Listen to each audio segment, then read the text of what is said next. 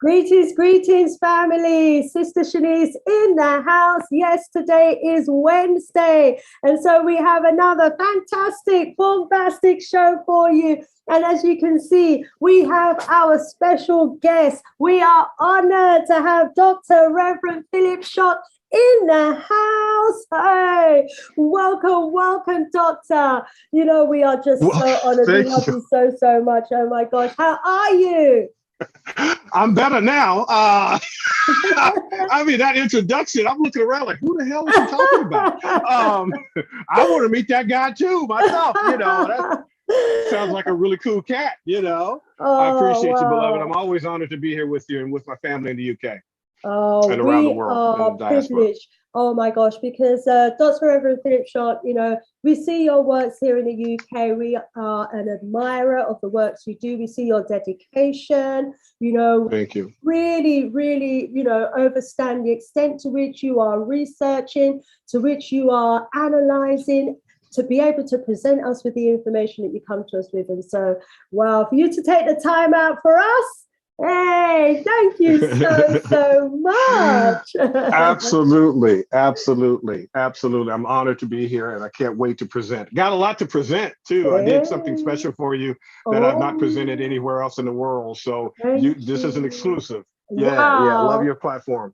Your platform. Thank you. Well, you heard it, family. We are going to be getting an exclusive today. And our brother, Dr. Philip Schott, all the way from the USA, tells us that he loves our platform. Wow. That is so special. Absolutely.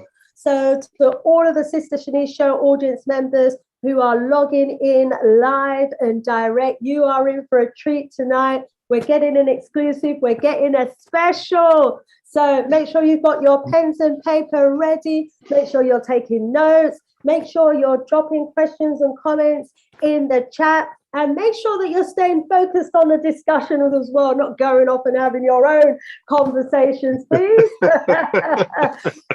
You know how we do. So family, as you come through the door, just let us know that you're in the house. Let us know where in the world you're actually viewing us from, you know, and give us a big up, give us a rise up in the chat. Okay, we want to know that you're there and that you are ready for the show to start, because our special guest tonight, Dr. Philip Reverend Schott, he has a lot to get through to, and I don't want to stay in the way too long, because I really want to hear his presentation. So as you before we do that, something happened in the green room. You told me that you're doing what? You're writing a book. And what did I say? Hey, so I'm putting it out here. I'm putting it out here so it's recorded, so nobody can say, oh, he said this and he didn't do it. Sister Shanice is writing her book, and guess who's writing the foreword? Wow! Oh, wow! I will be honored. To write your foreword. It's a privilege. Oh my God! Absolutely. This announcement, family, has just made not my day, but my week and my year. Yes, indeed. While I was away, I was busily writing my book, and wow, I've finished the first draft of it, and it's almost there. And Dr. Rev said that he will write the foreword for me in the book. Oh my gosh. And when the book comes out, you're going to come on our platform and we're going to just blast you out to the world. Looking forward to it. You know, I'm going to make it happen sooner rather than later. That's right. Give you a little incentive now. Yeah. So all absolutely. The text is done. I've got loads of images. I've just got to sort out the copyright on the images and, you know, make sure I'm good to go in that regard. And then it's getting out there. The book is actually looking at the contribution of the accomplishments that we as Africans made during the Stone Age era. It's a particular era that is hardly covered, really. And when you think of the Stone Age era, you imagine, like, you know, second frequency coming out the caves and right. Fred Flintstone. I think of the Flintstones when I think of the Stone Age. You know, Fred and Barney, you know, Wilma and Betty. That's what I'm thinking of, you know. But, you know, but it's like, wait a minute, we were there. Yes, not only were we there, oh my gosh, when we were there, they weren't even there. And Exactly. we were there, we accomplished so much. But as they do, they've rewritten history, written us out of history, whitewashed our contribution, or totally erased it. And so, you know, we have to do the research and bring it back. Talking about research, Absolutely. family, you know, get your pens ready. There is an absolutely fantastic research training event coming up, and you're going to be hearing more about that in a little while from Dr. Red. Yes, so keep absolutely listening. I've already booked my place on this course, looking forward to it. I've been hearing some of the comments and feedback about this course from the USA contingent that's on it at the moment, and it sounds absolutely phenomenal. It is life-changing. I wish I was taking it really is. Doing this it really course. is. so I'd have more years to actually. Well, the only bad thing that can happen to you right now after taking Dr. Clyde Winters' research course is you're going to go back and probably rewrite your book. No, I better get that one out there. You're gonna probably add some things to it because you're gonna learn just how to do it in the and like I went back to, I told Dr. Clyde, I said, look, you know, I should beat you with a wet noodle because I got a bachelor's, I got a master's and my doctorate. I had to write a master's thesis and my dissertation before, and I wrote 20 books before your research class. Now I got to go back and rewrite every damn thing. Wow. I got to, because there's so much research and to do it in a particular way and what have you. Because what Dr. Winters does is it turns everybody into PhDs or beyond PhDs, right? So you learn how to research at PhD level. So you become a Marie Charles, you become a Clyde Winters. Wow. Yeah, you become a Dubois, you know, you become a hardcore researcher and your brain shifts. It's amazing because even the YouTube videos you watch, the articles you read, the books and everything that you read, you now see it through that level of scholarship. And you're able to decode the BS from the truth. And that was one of the most powerful processes for me, is that when I read, particularly something on genetics, and whenever a second frequency is trying to introduce themselves into a culture that they don't belong into, or create some lies, I'm able to dissect that and see the truth, and then be able to then retort and respond in kind. That's power. That's power. I went off on a tangent. I'll go through that later on, but we got a whole presentation to go through. But yeah, you're going to love it. I can't wait to see you. All righty. So I'm just going to introduce welcome the audience, and then I'm going to introduce you, and then we are going to be good to go. So greetings, welcome, family. As you come through the door, as you can see, our brother, Dr. Reverend Philip Schott, is in the house and rearing to go. And we want to hear from him as soon as possible. So I'm not going to stay away too long. I just want to welcome some of you in the house. So we've got Sister Africana in the house. Rise up. She's saying, brap, what? Sister Shalise, you did it. Ayuda, Yamanamida. Great to have you in the house. Angie, welcome. She's saying, cannot wait for the book, Sister Shanice. Thank you so much, Angie. Tuka Pamoja, greetings once again, Sister Shanice and Doctor. We welcome you, Tuka Pamoja, as well. Andrew saying, I will be on the course with Dr. Clyde. Yeah, I'll see you there. Kimani, greetings, Sister Shanice and Dr. Rev Shaw. Kimani, you going to be on the course? I'd love to see you there as well. Sister Afrojamo, yeah, we need you all on the course. We need you all to be the first class researchers. Richmond, welcome. S.A. Smith, welcome. We need all of the original researchers in the house. Remember, as you come through the door, do give us a thumbs up as well. And if you are a new visitor to the Sister Shanice Show, please do subscribe. We would welcome you to be one of our subscribers. Okay, just looking at YouTube, I'll have to give my screen a little bit of a polish while the presentation's going on. Looking a little bit funny there.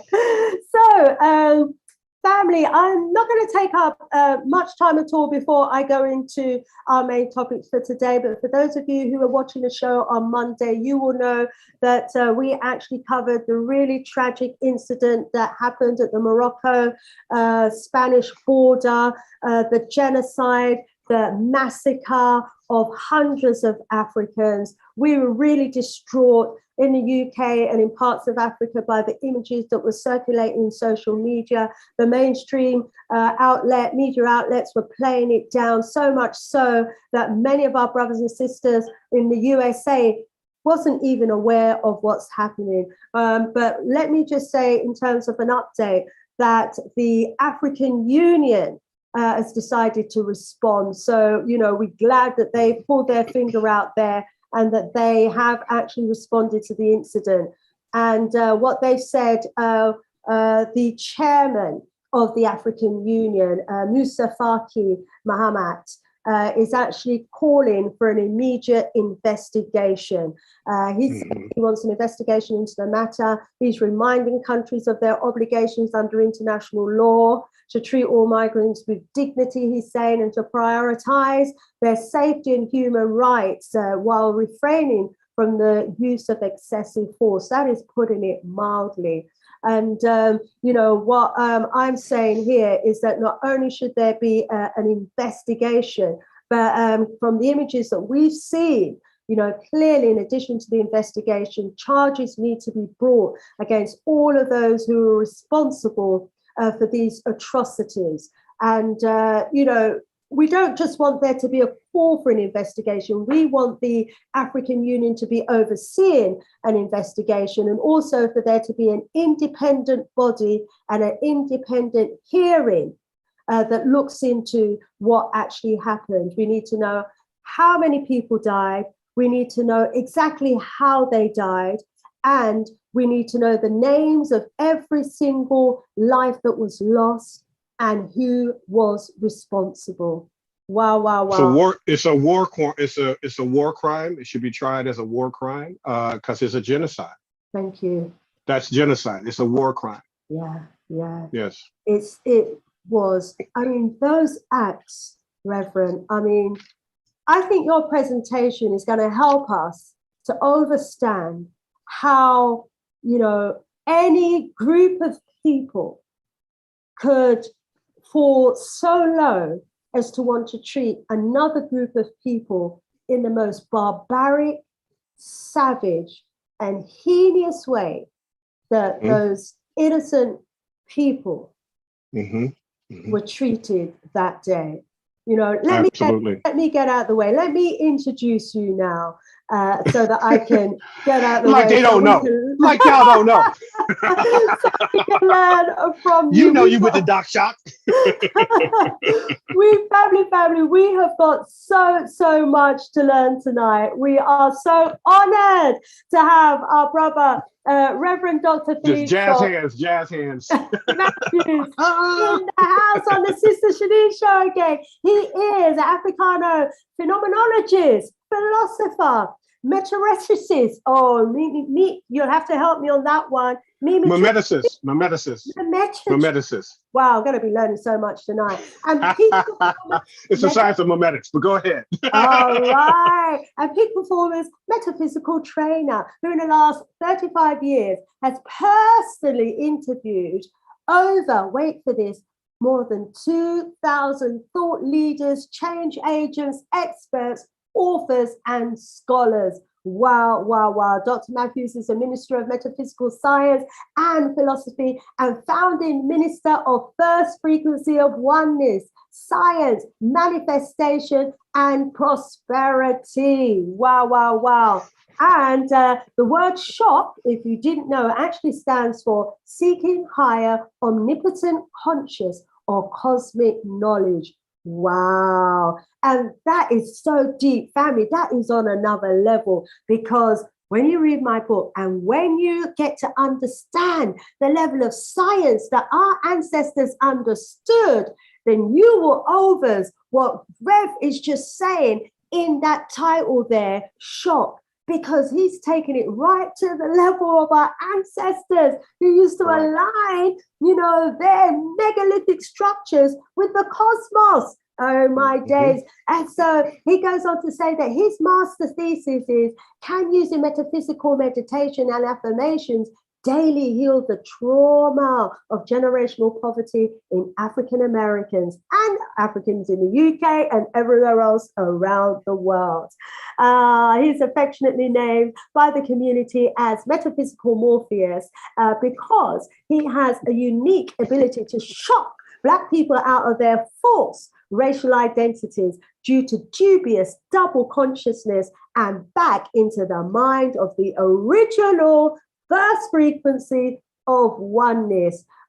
He's featured on EP, Nothing Is Wrong with Black People, Something Happened to Black People by the Metaphysical Morpheus, and is available on Spotify. I've got some links for you, family, that I am going to be posting in the chat. And when I come in and out, I'll bring you some more of the accomplishments of our wonderful guest tonight. But let me hand over to him so that he can share screen. Family, we are honored, we are privileged to have the one and only Dr. Reverend Philippe Shark. Yay! Yay! And the crowd goes wild, and the crowd goes wild. They're like, who this bald-headed dude up here? Who this dude? Who this? Oh, we love you. We love you. Go ahead. We love you back. We love you back. We love you back. This is family. This is what happens when you get with family, right? So as I told you in the green room, I wanted to produce something for you that I whenever I come on, particularly with my UK family, and it's I do this all the time, and I don't know why, but I share information, produce information that I present to the UK community that I don't even present here to my own constituents first. So this is an exclusive. This is also based on the 4 histories that I talked about. And I think last time I was here, I outlined the 4 traumas and the 4 frequencies, but there were 4 histories that we need to understand that created the trauma and created the frequencies. Now, of course, the first history is us. So we don't need to talk about that because we know how great we are. So I'm going to start off with the 2nd, 3rd, and 4th histories. So you can get a really understanding, if nothing's wrong with Black people, something happened to Black people. Amma created them, they happened to us.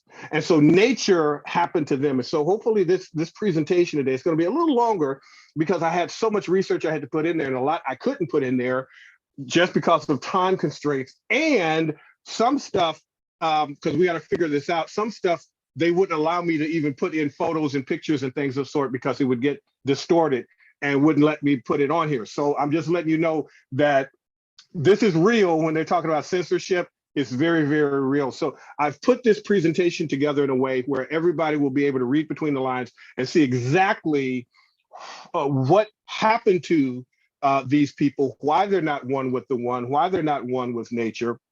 And it's beyond the Ice Age. Most of us just know about the Ice Age, and we have the Ice Age theory. We're going to talk about that, but that's not it. There was what happened to them after the ice is what we are up against and what we're dealing with right now. So let's get started. Let's see here. I'm trying to push my little buttons here. My buttons ain't working. Okay, there we go. So we start out with our affirmation of power. And if you would engage with me, beloved goddess Shanice, I am one with first frequency. Let me take myself off mute. Sorry, are you hearing me? Let me take myself off mute. Yeah, I can hear you. I can hear you. So repeat, I am one with first frequency. I am one with first frequency. I am one with the first thought idea. I am one with the first thought idea. I am one with the firstborn people. I am one with the firstborn people. I am one with the only one. I am one with the only one. Ashe, and so it is. And so it is. All right.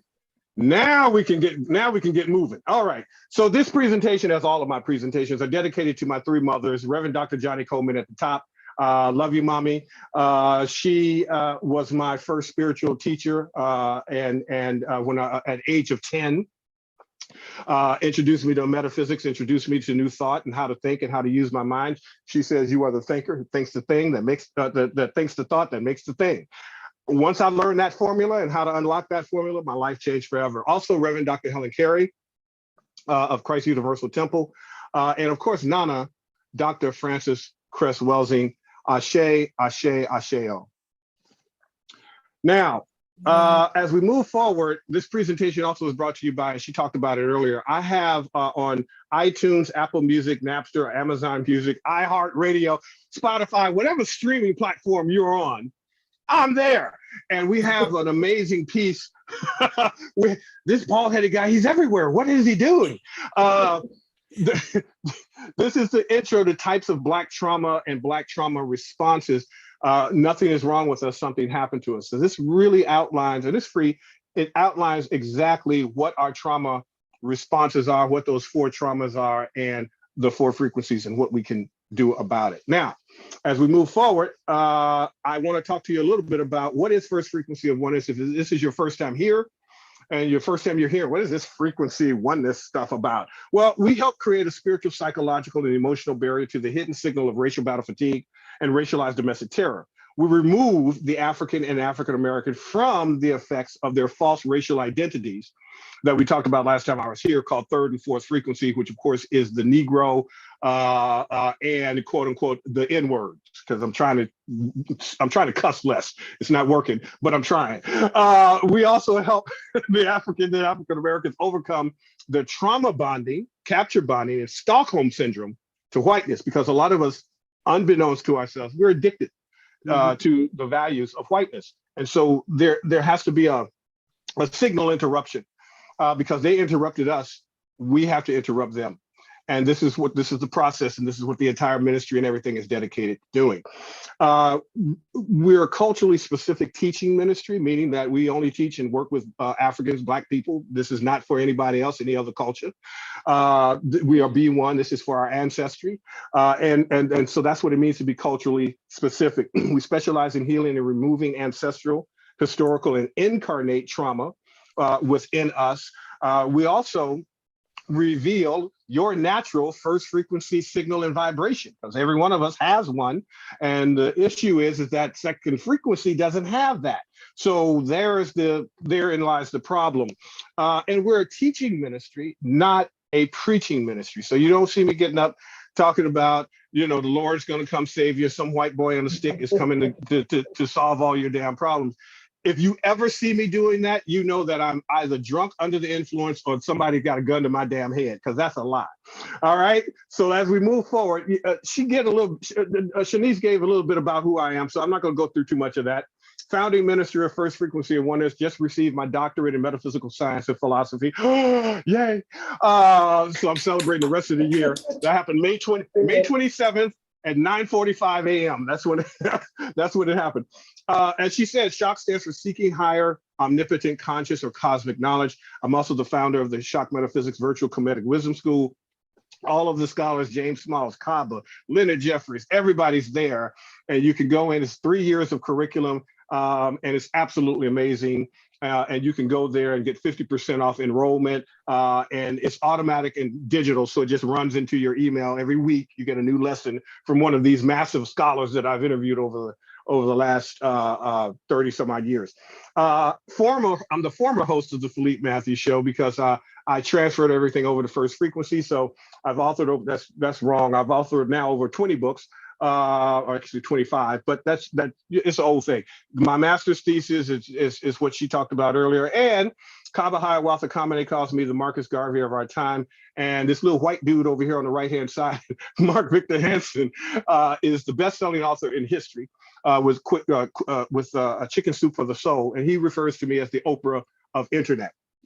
So let's talk about the second history. Now, we talked about the first history and the introduction, that's us. But now we want to get into this second history. And it's interesting that we're going to talk about the making of the Aamu, And this is what we call the first mutation. The first mutation, Kava talks about this all the time. There's 2 mutations that he talks about. There's a third that I'm going to introduce you to that the world doesn't know about yet. The first mutation, of course, was the ice. And we're going to talk about the ice, and we're going to talk about ice age theory. But the second was also inbreeding. which was the second mutation. So you're going to see that pop up on the screen from time to time as we go through the material here. And so let's get into this. So let's start off with the recessive genetics theory. Now, of course, we've probably heard this.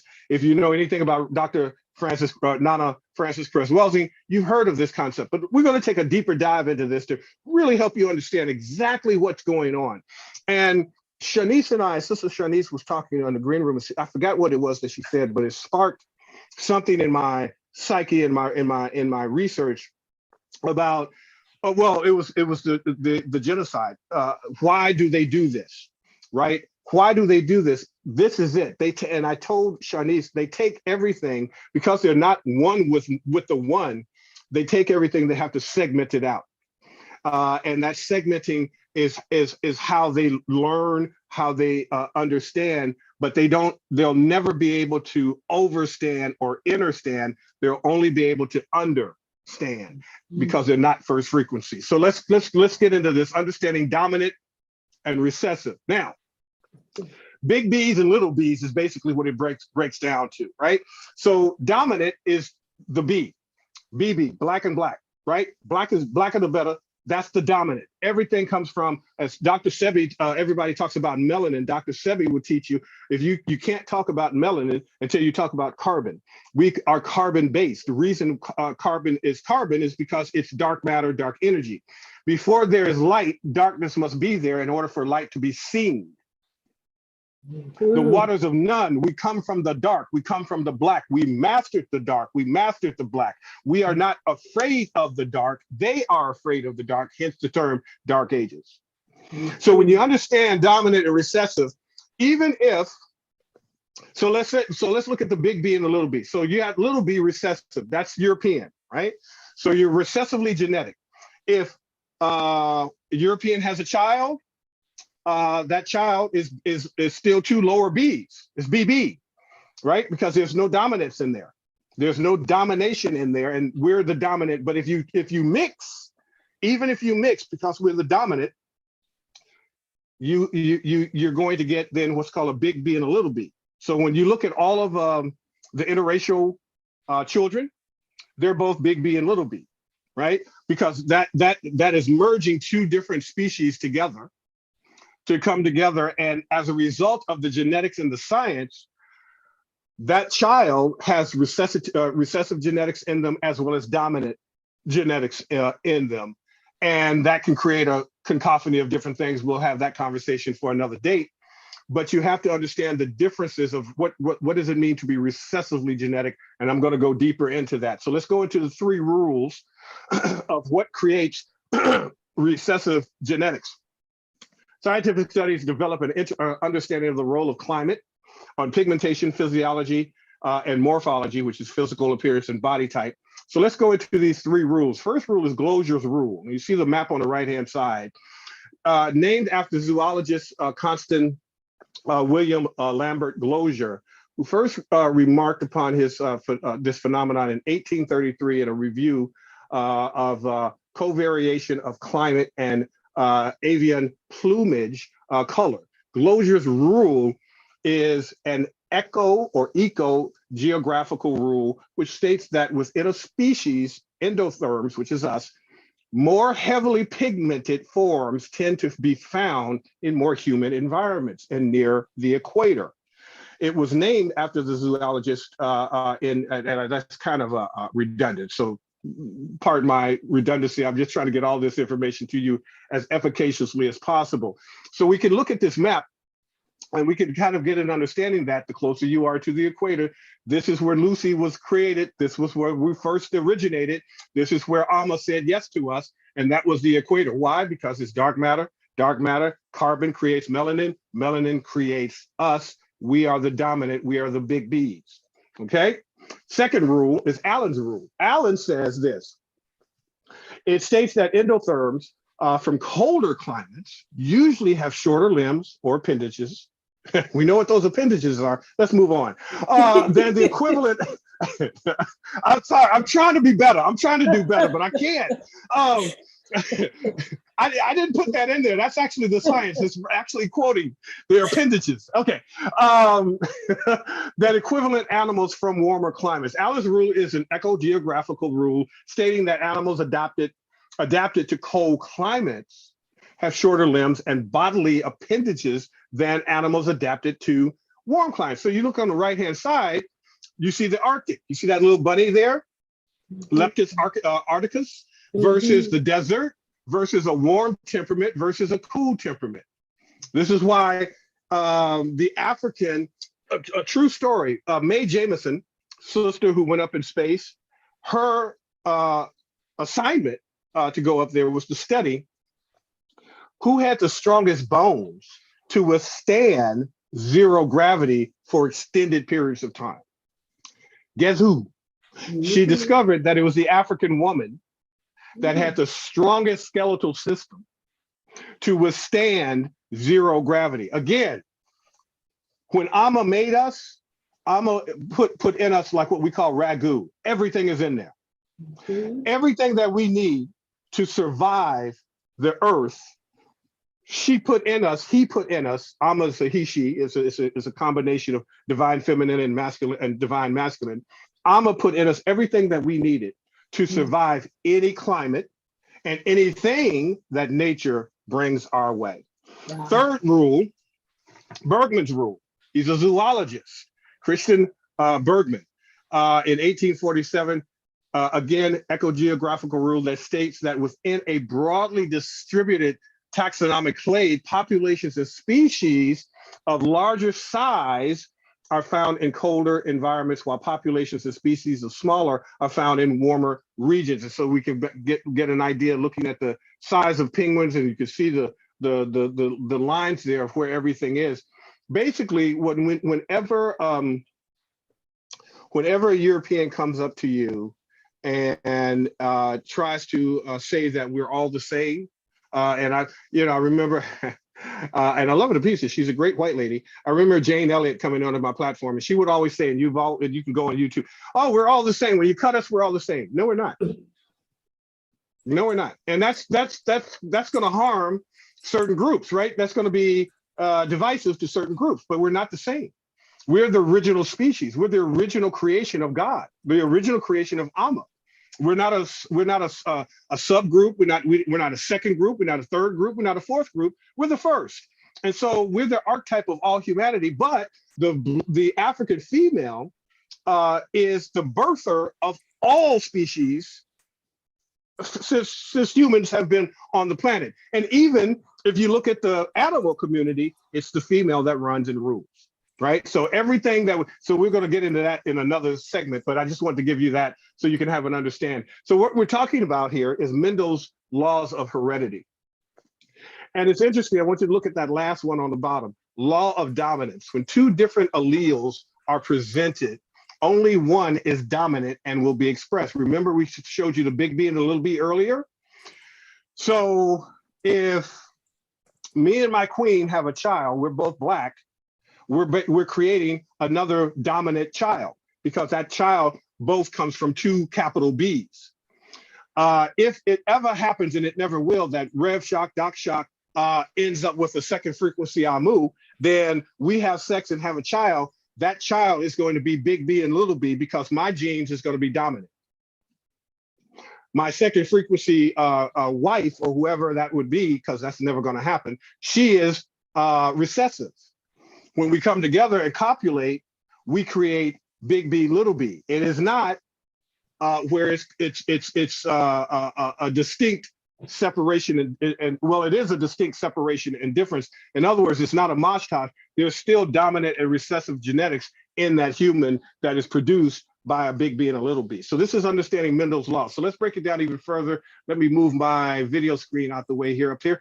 All right, and shout out to my sister who allowed me, who gave me this PowerPoint image here that she did.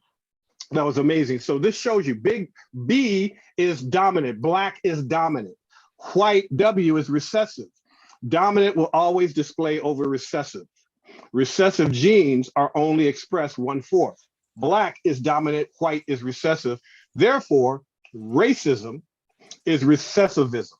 So when they practice racism, create the concept of racism, they're creating it out of their genetic deficiency. Is that making sense? So now let's talk about the second mutation. Any questions, comments before I go on forward, beloved? Rise up, rise up. Yes, there's questions in the chat, and I think some disbelief as well, hearing that we are different species. And I'm just responding to say we've been so indoctrinated into thinking and believing that we are all one species, but you're coming with the research as well to show that we are different species. And there's we're the human race, but human for them is HU, human for us is HUE. So we're the archetypes of humanity, of HUE, humanity, because of the hue, the melanin, and who we are as first frequency people. Anything that comes after that is second. So any species that comes after us is second frequency. And so we talked about the first mutation, which was the ice. The second mutation, while they're in the ice, they're isolated, insulated, so they start breeding with one another. They're inbreeding. That creates a cacophony of problems and issues. So now for thousands of years, this group is inbreeding, not going back into the original archetype, not going back, I think as Baba Kaba talks about, he calls it the De Niro effect, because Robert De Niro only sleeps with black women. So if the Aamu coming out of the caves went back into and started mating with the original people, we wouldn't be having this conversation. There would be no need for us to do it today because everybody be black again, right? And we're going to go through that. So I'm going to show you how this works because we're going to go through Francis Chris Wellesley's understanding of what it means for genetic annihilation, but that's later in the program. So inbreeding is the second mutation. So let's talk about it. Inbreeding is the mating of organisms closely related by ancestry. It goes against the biological aim of mating, which is the shuffling of DNA. This is important as certain congenital defects and genetic diseases, such as cystic fibrosis, are carried by recessive alleles. You're going to hear this term in the scientific world, recessive alleles. All of these are part of that big B, little b situation that we were talking about. So if a little b mates and inbreeds with a little b, it's creating that is, if you come here in America, if you come from down south, we always joke about fathers sleeping with their daughters, uncles sleeping with their cousins. The whole family is sleeping together and breeding together. And this is what it looks like. Now, there's a video on YouTube y'all need to go look at, because this here is an actual photo of a family that was inbred. And I think they're still around. And they live, of course, where else in the South, and you can see what inbreeding does. So imagine now you're a product of the ice, which is the first mutation. So you lost your pigmentation, you lost your ability, your immune system went down, you lost your ability to protect yourself from the sun. So you grew a lot of hair, you became furry and woolly and started looking like a caveman to keep you warm. That's what we were doing with those 3 rules and understanding colder climates and what have you. You're going to grow more hair. Your nose over time, in generations, your nose is going to become more narrow, so that less oxygen and cold air goes up there to freeze your brain, right? But if you got a large nose and taking in all that oxygen, that's going to hurt your head and hurt your brain, which is what happened over a period of time. So as we look at inbreeding, Charles II of Spain, because I think that we were talking about Spain earlier with the atrocities that's happening over there, known as the Bewitched, was the last Habsburg ruler of the Spanish Empire. Best remembered for his physical disabilities and the War of the Spanish Succession that followed his death, Charles' reign has traditionally been viewed as one of managed decline. The family tree at this point had become quite jumbled. His mother was his dad's niece, and his grandmother was also his aunt. Okay, so there's a lot of debauchery going around up in that household. Charles suffered from numerous disabilities and congenital defects. He didn't speak until he was 4 years of age. He couldn't walk until he was 8. And he was barely able to chew due to his deformed jaw. Yeah. His autopsy at his death reported and states that He had no blood in his body. A heart, he had a heart the size of a peppercorn, so it had atrophied. He had corroded lungs, a head full of water, rotten and gangrenous intestines, and had only a single testicle that was black as a coal. So it didn't work, it didn't function. But this is the effects of inbreeding. But when we're talking about inbreeding, we're talking about Ice Age. Think about this over thousands and thousands of years. We're talking 44,000 plus generations. And what happens when you get to that current generation, that last generation? This is what they come from. This is what happened to them. Okay? Nature, because they were not one with nature, because they didn't go back into the archetype, because they're not children of the sun, they're children of the ice. Nature I want to say nature turned against them. It didn't. Nature just was nature, but they're not natural to nature. So when you're not natural to nature, you hate nature and you try to control nature, which is why their version of God is a wrathful God and has anthropomorphic features and qualities to it, because they can't get to Aamu. They don't understand Aamu. They don't understand, which is the Dogonic name or term for the creator or for the one, or what they call God. They don't understand that. We're going to go into this and go deeper so you can understand.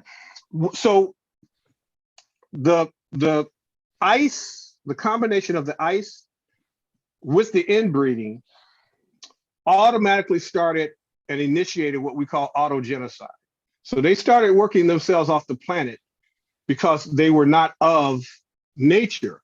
So anything opposite of nature, again, if you go out into the sun and burn, well, you're not of nature, because the sun, which is natural, burns you. You live in caves, so you don't get any sun, so you become what? Vampiric, right? You're now working yourself off the planet, because now you have to create a survivalistic mode, because every time you come out your house, nature, and of course you don't have this science, so you're thinking God is trying to kill you. Everywhere you look, nature is against you and trying to kill you. We mastered nature. We became one with the one. As above, so below. There was nothing that terrified us in nature because we had mastered nature.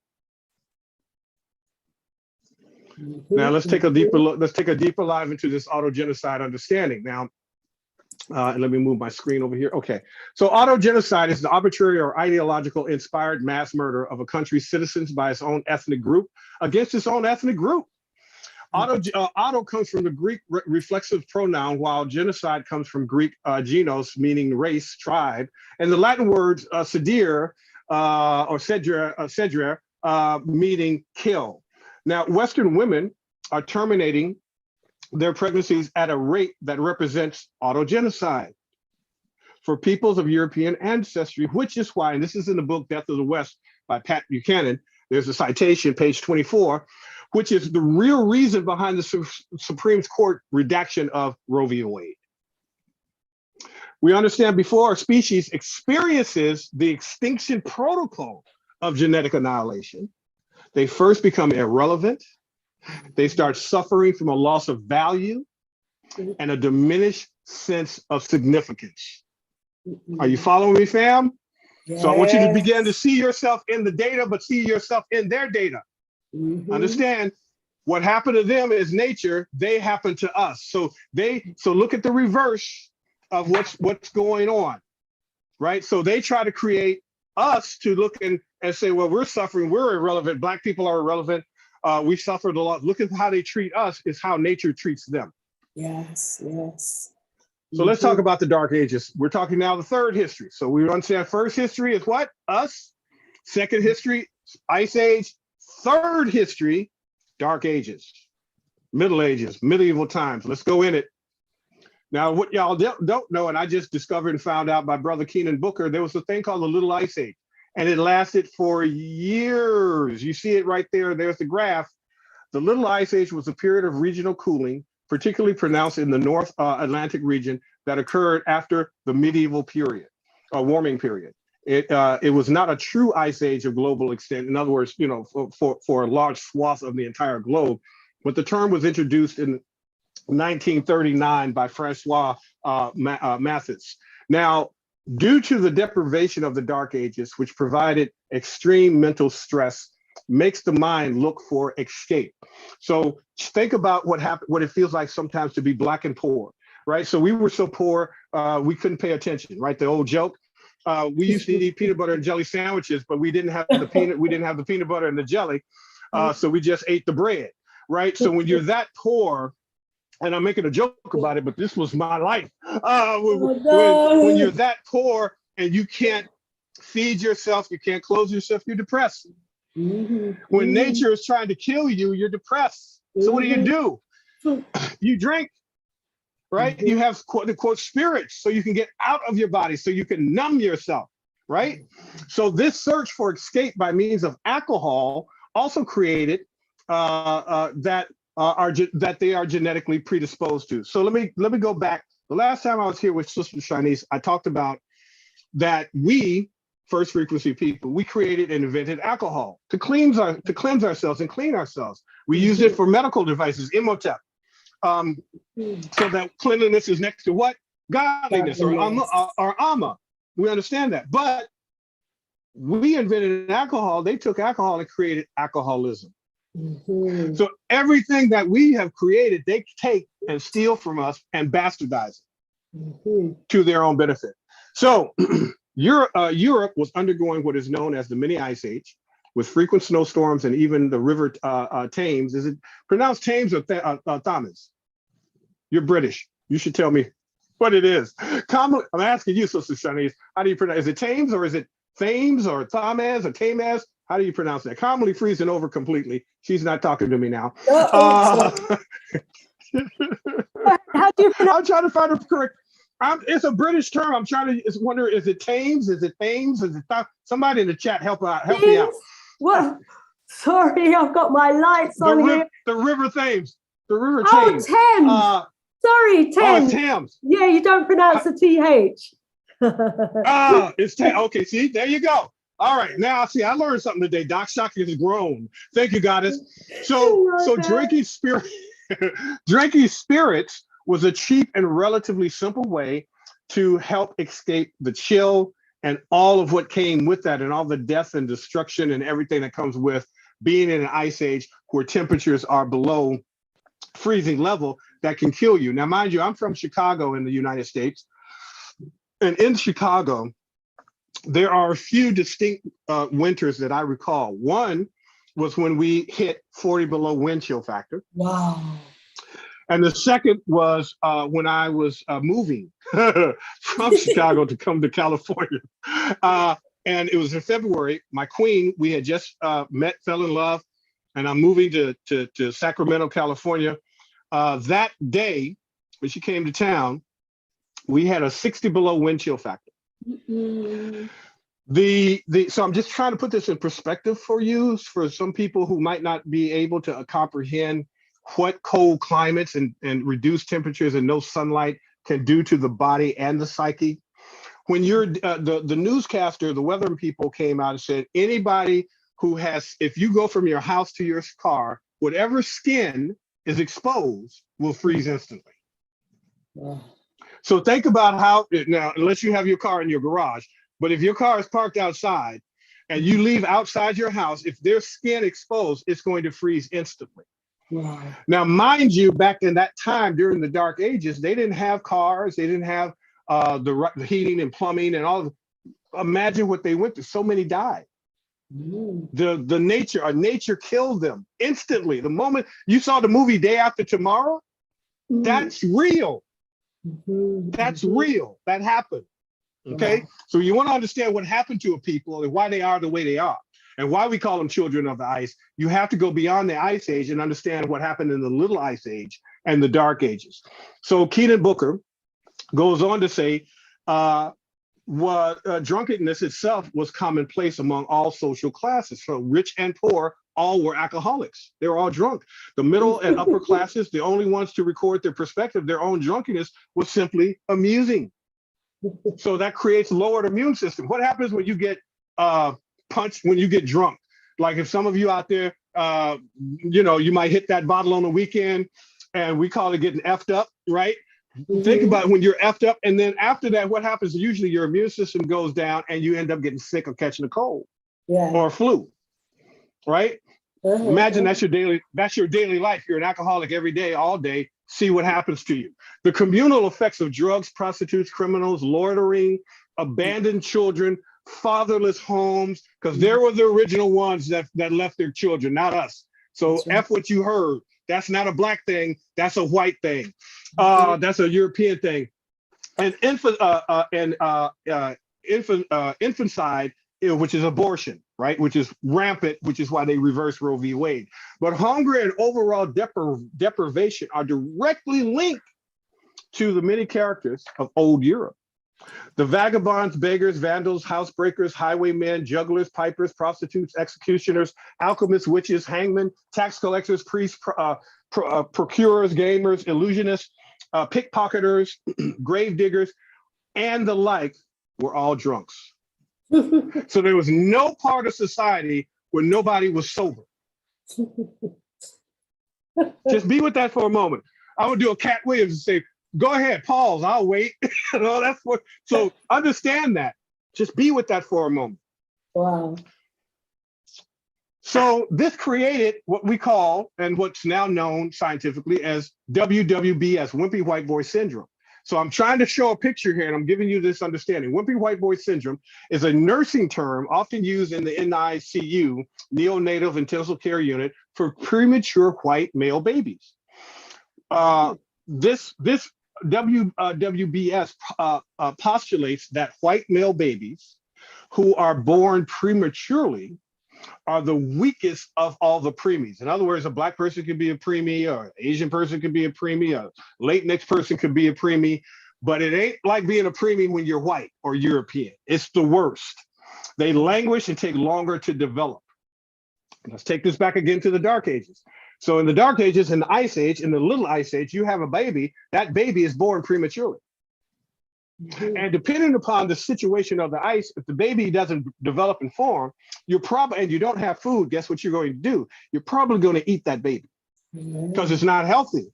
So this is where cannibalism begins and sets in, okay? So they're the original in this. So understand, I'm giving all of this to you so you can understand what's happening. So when you're in an environment that hates you, when you're in an environment that's trying to kill you, you are angry and you develop ways to torture. You torture yourself and you torture others. Hurt people, traumatize people. But make it plain, they harm themselves and each other far more than they've done us. Far more than they've done us, to the point where they developed a concept known as Schadenfreude or Schadenfreude. It's a German or Germanic term, which is the experience of pleasure or joy or self-satisfaction that comes from learning of or witnessing the troubles and failures and humiliation of another. See, that's called psychopathy or sociopathy. So you're sociopathic and psychopathic because the what's happening at the genocide right now that happened, they are loving it. They're relishing in the Schadenfreude. This is what the Dark Ages shaped their mindset. They are enjoying it. You and I see it as an atrocity. They see it as entertainment. They see it as entertainment. Right? And that's why they can lynch it. That's why they can lynch and hang you and have everybody come out and the kids looking up at the brother being lynched and burned and then taking his genitals and his ears and everything and putting it in souvenirs. That's Schadenfreude. So we've got to hear this. Yeah, we've got to hear this, because unless we really get to understand the mindset of the people who are oppressing us, will we ever be able to be in a position to think of how to deal with the ones who we're living among. Absolutely. When you talk about, you know, we are always sit up and say, well, why would they do this? And why would they do it? If you don't understand the person and the people in the group, you are at a deficit. You are at a deficit. Because you don't understand who these people are. Now look at this. The Japanese has a saying that says misfortunes of others taste like honey. Oh my gosh. Japanese, Asians, that's second frequency, right? Eurasian or Asian, or European. The French speak of, I think it's pronounced Joie Malane or Maline. I don't know how to speak French. I just know how to do it. Leave me alone. A diabolical delight in other people's suffering. I'm trying to behave on this. I really am. Y'all hold me accountable. Hold me accountable. In Hebrew, enjoying other people's catastrophe is called Simcha Laid. Now, look at this guy on the right-hand side. That's Friedrich Nietzsche. He looks like he came from the goddamn Dark Ages, don't he? He says, to see others suffer does one good. That's Nietzsche, Friedrich Nietzsche. Now, he looks like he has some inbreeding in the fam, right? So you can understand the concept and the consciousness of the people. Think about what we just went through with a global pandemic and how depressed we got, how hopeless some of us got. And some of us didn't die of COVID. We just committed suicide because we lost family members. And we felt we felt helpless and hopeless. And when you're in a helpless and hopeless state, you'll do anything. Epigenetics is second frequency Schadenfreude. So let's break this down. Second frequency shaming comes from being scorned by nature to burn in the sun and freeze in the ice. They burn in the sun and froze in the ice. Dr. A.J. Varma says, I just had him on. He's one of our greatest Kemetic scholars and ministers. The sun tells us who belongs where.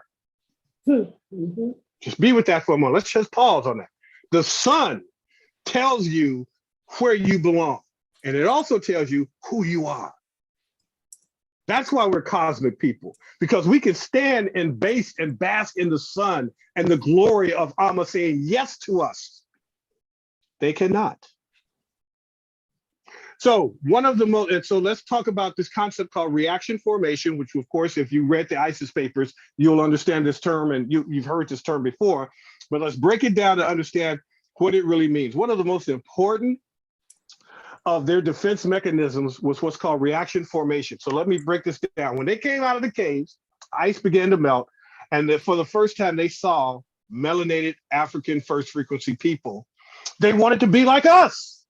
They wanted to be able to go in the sun and have good time. They didn't want to die from the ice and have to eat their young and eat their elderly and they didn't want to have 3 months to grow a crop before it froze over and then everybody in the town died. They didn't want that. They wanted us where we were having mangoes falling from the tree. They wanted to be us, right? What's the old term? They hate us because they ain't us. So when you want something so bad and can't have it, you create reaction formation, a response that converts at the psychological level something desired and envied, but wholly unattainable into something discredited and despised. That's what they've done to us. They want to be us, but they can't, so they hate us. So they're going to make us the villain. They're going to make us the victims. They're going to make us wrong, right? When we look at the concept of the Dark Ages and we look at earlier, we saw the dude from Spain, his testicle was black. When we use terms, and they invented this language, the English language, but when we use terms like dark and black, now you begin to understand the conflation of Dark Ages, black people, darkness, evil. This is what they're opposite of that. When it's actually flipped in reverse, black, dark, everything is the waters of none is the genesis of all life. But because you are opposite of the black, you hate everything that's black and dark. Inherently, you don't know why. I know white people say, I don't know why I don't like black people, but I just don't. They don't know why, they just don't. And so you have to understand reaction formation, acutely aware of the inferior genetic ability to produce skin color. Whites built the elaborate myth of white genetic superiority. Furthermore, whites set about the huge task of evolving a social, political, economic structure that will support the myth of the inferiority of blacks and other non-whites. So let's look at this clip from Game of Thrones. When we talk about Schadenfreude, you might remember this scene where she's shamed. This was happening every day. This is the Dark Ages. This is their time. And this is what they used to do to themselves, to each other. So she was buck naked. She had to walk the walk of shame. You heard the term walk of shame. They spit on her. They threw feces on her. This is the walk of shame. That's Schadenfreude. Understand their mindset and their mentality. This is where they came from. Second frequency shaming comes from being scorned by nature to burn in the sun and freeze in the ice. This genetic memory, which is epigenetics, from the ice became a way of life in the Dark Ages and now manifests as what we know today as trauma porn or poverty porn. Let's talk about it. Trauma porn, which is what we just experienced by the genocide that's happening in Morocco, is media that showcases a group's pain and trauma in excessive amounts for the sake of entertainment. Trauma porn is created not for the sake of the marginalized group, but instead to console or entertain the non-marginalized group. This is why they can sit up and see George Floyd and all of us being killed and slaughtered, and they're entertained by it. Some are, of course, taken aback by it, but they're indifferent. Why are they so indifferent? Why can't they see this? They can't. We're dealing with genetics of the Dark Ages that lasted for thousands of years. These people are effed up genetically and epigenetically. They can't see what you can't be. You're asking them to be human, which is what they call themselves, HU, but you're asking them to be human, HUEMAN. They can't. They can't see us. They're afraid of the dark. The dark killed them. The dark was the ice. It killed them. So they're afraid of the dark. We were birthed from the dark and manifested the dark. The Dogon was able to map out the stars in the dark. We weren't afraid of the dark. Why would we be afraid of the dark? We got lions, bears, and coyotes. Oh my. We mastered and conquered everything. But you're beginning to see what happens when you are traumatized by Aamu. Nature, Aamu happened to them. They happened to us. Trauma porn has been alive since the 1900s, but actually we know it's been beyond that. But the 1900s, when it was during the lynching era, these events were promoted in newspapers and people would attend as if it was a celebration. This is Schadenfreude, trauma porn. Lynching occurred in the name of justice, but in reality, it was a manifestation of widespread racism. It was a way of controlling the Black population and preserving whiteness. Then and now, it's not okay to share these traumatic events. So this is why the little punk that killed the 10 people in Buffalo, New York, all of your mass shooters, when you read their manifest and their epitaph, they're enjoying this. That's Schadenfreude. They're a product of the Dark Ages. So they're not civilized people. Civil people don't do that. That's right. Right? Mm-hmm. So you're beginning to paint a picture here. Hopefully I'm painting this picture. You're beginning to see it. So now we went from first history, which is us, second history, which is the Ice Age, third history, which is the Dark Ages. Now let's talk about the fourth history and what I call the third mutation. This is the invention of white people and whiteness, which is the memetics of racial permanence. Now, Derek, oh gosh, I'm gonna get his name wrong. That's not good. I got too much stuff in my head. But Dr. Tommy J. Curry, Derek Bell, Tommy J. Curry introduced me to the work of Derek Bell and talked about this consciousness and concept of racial permanence. When I was coming up, I thought that I could fight racism. I thought I could eradicate racism. When you read Bell's work, you realize wherever there's a European or wherever there's a white person, quote unquote, there's always going to be racism. One cannot exist without the other. So you can't fight racism. You can only alter the signal or interrupt the signal. Because again, the law of thermodynamics, nothing can be, energy cannot be destroyed. It can only be transformed, changed, or interrupted.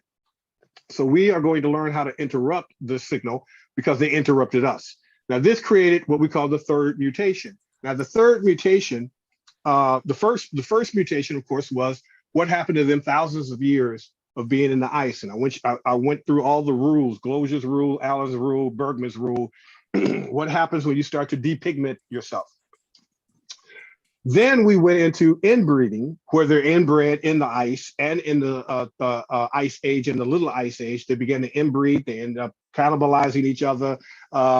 They began to devolve. Now, you and I, when we think of evolution, we think of progression, we think of moving up, we think of doing better for ourselves. Well, when you're in the ice, and just think about being poor, think about being Black and poor in a marginalized community. You are devolved. You're marginalized. What is another word for marginalized is a mutation. There's an arrested development that occurs, right? So this is why when I was a kid, I used to hang out with a group of guys that we wouldn't go down to a particular block of affluence because we didn't feel like we belonged there. So we ended up making our hell more palpable and making our poverty more palpable. So rather than, I remember there's friends I had in my past, they never went what we call downtown. They never went to an affluent area. They never left the neighborhood. They never left the zip code, right? And so they devolved because the rest of the community, the rest of the world was expanding and evolving. But in your zip code, in our zip code, we were devolving and becoming aggressive, becoming primitive, and understanding what happens when our signal is interrupted. So let's talk about this fourth history, the invention of white people as an idea. The invention of any, before I move forward, any questions, comments, Goddess? Wow, there's so much. I'm making notes. I haven't been checking the chat, but what you just dropped there as well about racism, and not being able to fight it because it is a frequency. And we have to be able to redirect that frequency or change, or change it. Well, you have to know what racism is. Yeah. You have to know the cause before you can handle the effects. Yes. You have to, this is metaphysics now. This is metaphysics, cause and effect. If I can find the first cause, then I can change the alchemy, because we're alchemists. I can change the alchemy of the effect. Right? But if I don't understand racism as an effect, not the cause. See, we have been trained, racism is the cause. No, racism is not a cause, it's an effect.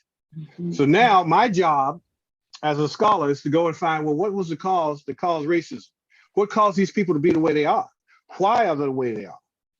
And are they actually human?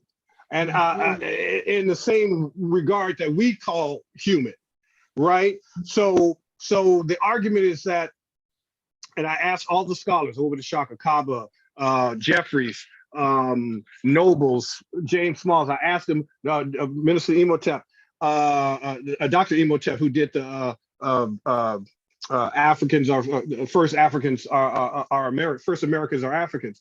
This is the questions that I asked. I said, has there ever been an African group, species, or community that genocided an entire population of people and stole another country? No. Has there ever been an African anything that sponsored lynching and saw it as entertainment? No. Has there ever been anything that Africans done that created black codes and created a new race of people called purple people, and purple people have privileges and non-purple people don't? No. How can you be freaking human and do that when you're doing something out of the name of being inhuman? You're inhuman, inhumane. You're not of God. You're not of Aamu. Sorry. And I tried to help y'all. I tried to bring y'all in. I used to love me some white people. I used to love me some Europeans, but I started doing too much damn research. That's why they didn't want Frederick Douglass to read. And we have to understand those. To read. Yeah, we have to understand those that we live amongst, because the other thing that jumped out. No, we have to overstand them. And then approach it from an inner standing so that we can fight the effect of the understanding. Share. And to also, go ahead. Go ahead. Let me just bring in maybe one or two comments here. S.A. Smith says, I think this is why many see nothing wrong with how we are treated. It comes natural to them, and they see us as the problem, and others join in on the bandwagon. So that's absolutely genius. Yes. Dr. Clyde Winters is in the house as well. Hey! Rise up, Dr. Clyde Winters. Icon Base I'll be with you Thursday. In the house. Yeah, we've been I gotta act right now. You know, when a teacher comes in the classroom, got to act right. I got to sit up straight now. Rise up, rise up. The invention of the white race, as early as 1960s, Theodore Allen had documented the manner in which the ruling elite in the United States had devised the category of white people by way of economic exploitation of the African slaves and social control of the emerging polities. In her book, Birth of a White Nation, Dr. Jacqueline Badalore offered an examination of the enduring issue of race in the US, tracking it back to when white people were invented through legislations and enactment of laws. So let's go into that for a moment.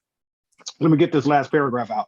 The problem is that such archaeology of hatred does not erase the fact that a massive body of humanity, us, has suffered precisely because they have been branded as Black or red or yellow or brown. This is why, you know, Clyde comes on, we talk about this all the time, B1, B1, B1. Well, a lot of us are afraid to be B1 because being Black is to be vilified. And so they have made Black bad, and so we're acting like them. So when we don't like Black people or the concept of the term Black, we are then actually not outside of our own frequency, and we become second frequency. Because we don't like Black.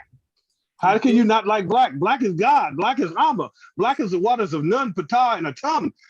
How can you not like Black? Everything comes from Black. In order to see this show, Blackness has to be there. Otherwise, you can't see anything in front of you.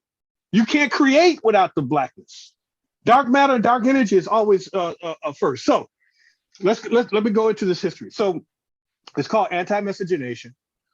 It came down between 1664 and 1681. In response to Bacon's Rebellion, and if you're British and whatever knows British law, you understand this. Bacon's Rebellion was where the poor and the rich got together, or moderately rich, I should say, and attacked the tobacco owners, the masters, the farmer, the people who were the elites. We attacked them, we killed them, we took their property, right? And so they like, wait a minute.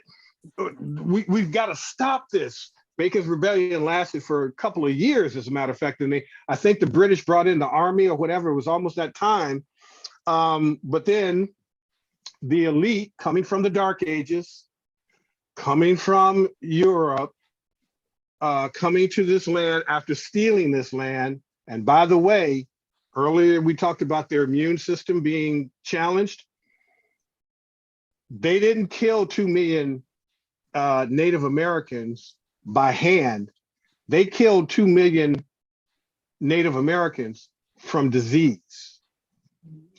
When they raped us, we caught syphilis and all kinds of other things that killed us in masses, because this group that came from Europe, that came from the Dark Ages, whose immune systems were challenged, they didn't use alcohol, they used alcoholism. They didn't clean themselves, they drank themselves. They smelled like feces. They used feces to cover themselves up so they wouldn't smell like the dead, because the dead bodies that were plastered on the ground had a certain odor. So what some of them did was they put feces and urine on themselves so they wouldn't at least smell like death. Oh my gosh. Those bodies came here and founded America. Wow. And killed off all of us from just disease alone. So now, when we understand anti-miscegenation, there's 3 laws. This is when white people invented as a matter of law. Go back to your history books. I'll challenge anyone. Go back to your history books and see if ever there was Europeans referred to as white. Whiteness is American made. They created colonialism, but that's not white. It's a function of white. White and whiteness is American made concept that then connected to colonialism and went around the world. 3 laws of anti-miscegenation came down after anti-miscegenation was incorporated. The 3 laws are this. The first one is a cluster, but this was the first 3 laws. Law number 1: a person of African descent couldn't vote or run for office. A person of African descent could no longer own guns or gunpowder. So now the Black male, here's a big B, little b. How do we defeat this big B? How do we defeat the dominant Black man, the African man, the original man. How do we defeat him? We have to take away his power to protect himself and his family. We have to take his power away to be able to feed himself. And we have to make it a law. The third law of protection, because privilege, the term privilege comes from private law. The third private law that's now being placed on this new group of humanity called white people is a person of African descent could no longer sue or take any legal action against this new designation called white. So white people, so at that point, the Casual Killing Act, I can kill as many Black people, Africans, niggers, whatever term I use, I can kill them and have no remorse and no consequences. Look at the genocide that's happening. Look at George Floyd. Look at how they have been killing us. Look at how they treat us. This is all coming from anti-miscegenation, from the third mutation, from the fourth history when white people were invented. This is what we're dealing with today. How is it that we're this way legally? You mean you just shot somebody, beat somebody to death? I saw it on video. Why? What's the problem? Anti-miscegenation. Everything is designed to protect the white. And we're going to go into this deeper. I'm not playing today. I told y'all I'm giving y'all exclusive. This is the real ish right here, family. Okay, so now let's go deep. It ain't natural to be white. White is made up. It's an idea. It's an idea. Whole whiteness is not a natural occurrence in nature. And again, big B, little b, anything that's recessive dies. If it doesn't go back into the original archetype, it dies, it atrophies. Beyond any social meaning, white simply is not real. It is a category made up out of thin air by evil people who wanted to divide and conquer poor people for capitalism's sake. These evildoers created whiteness solely to construct a caste system. White people, there's a citation, and I can send all that stuff to you.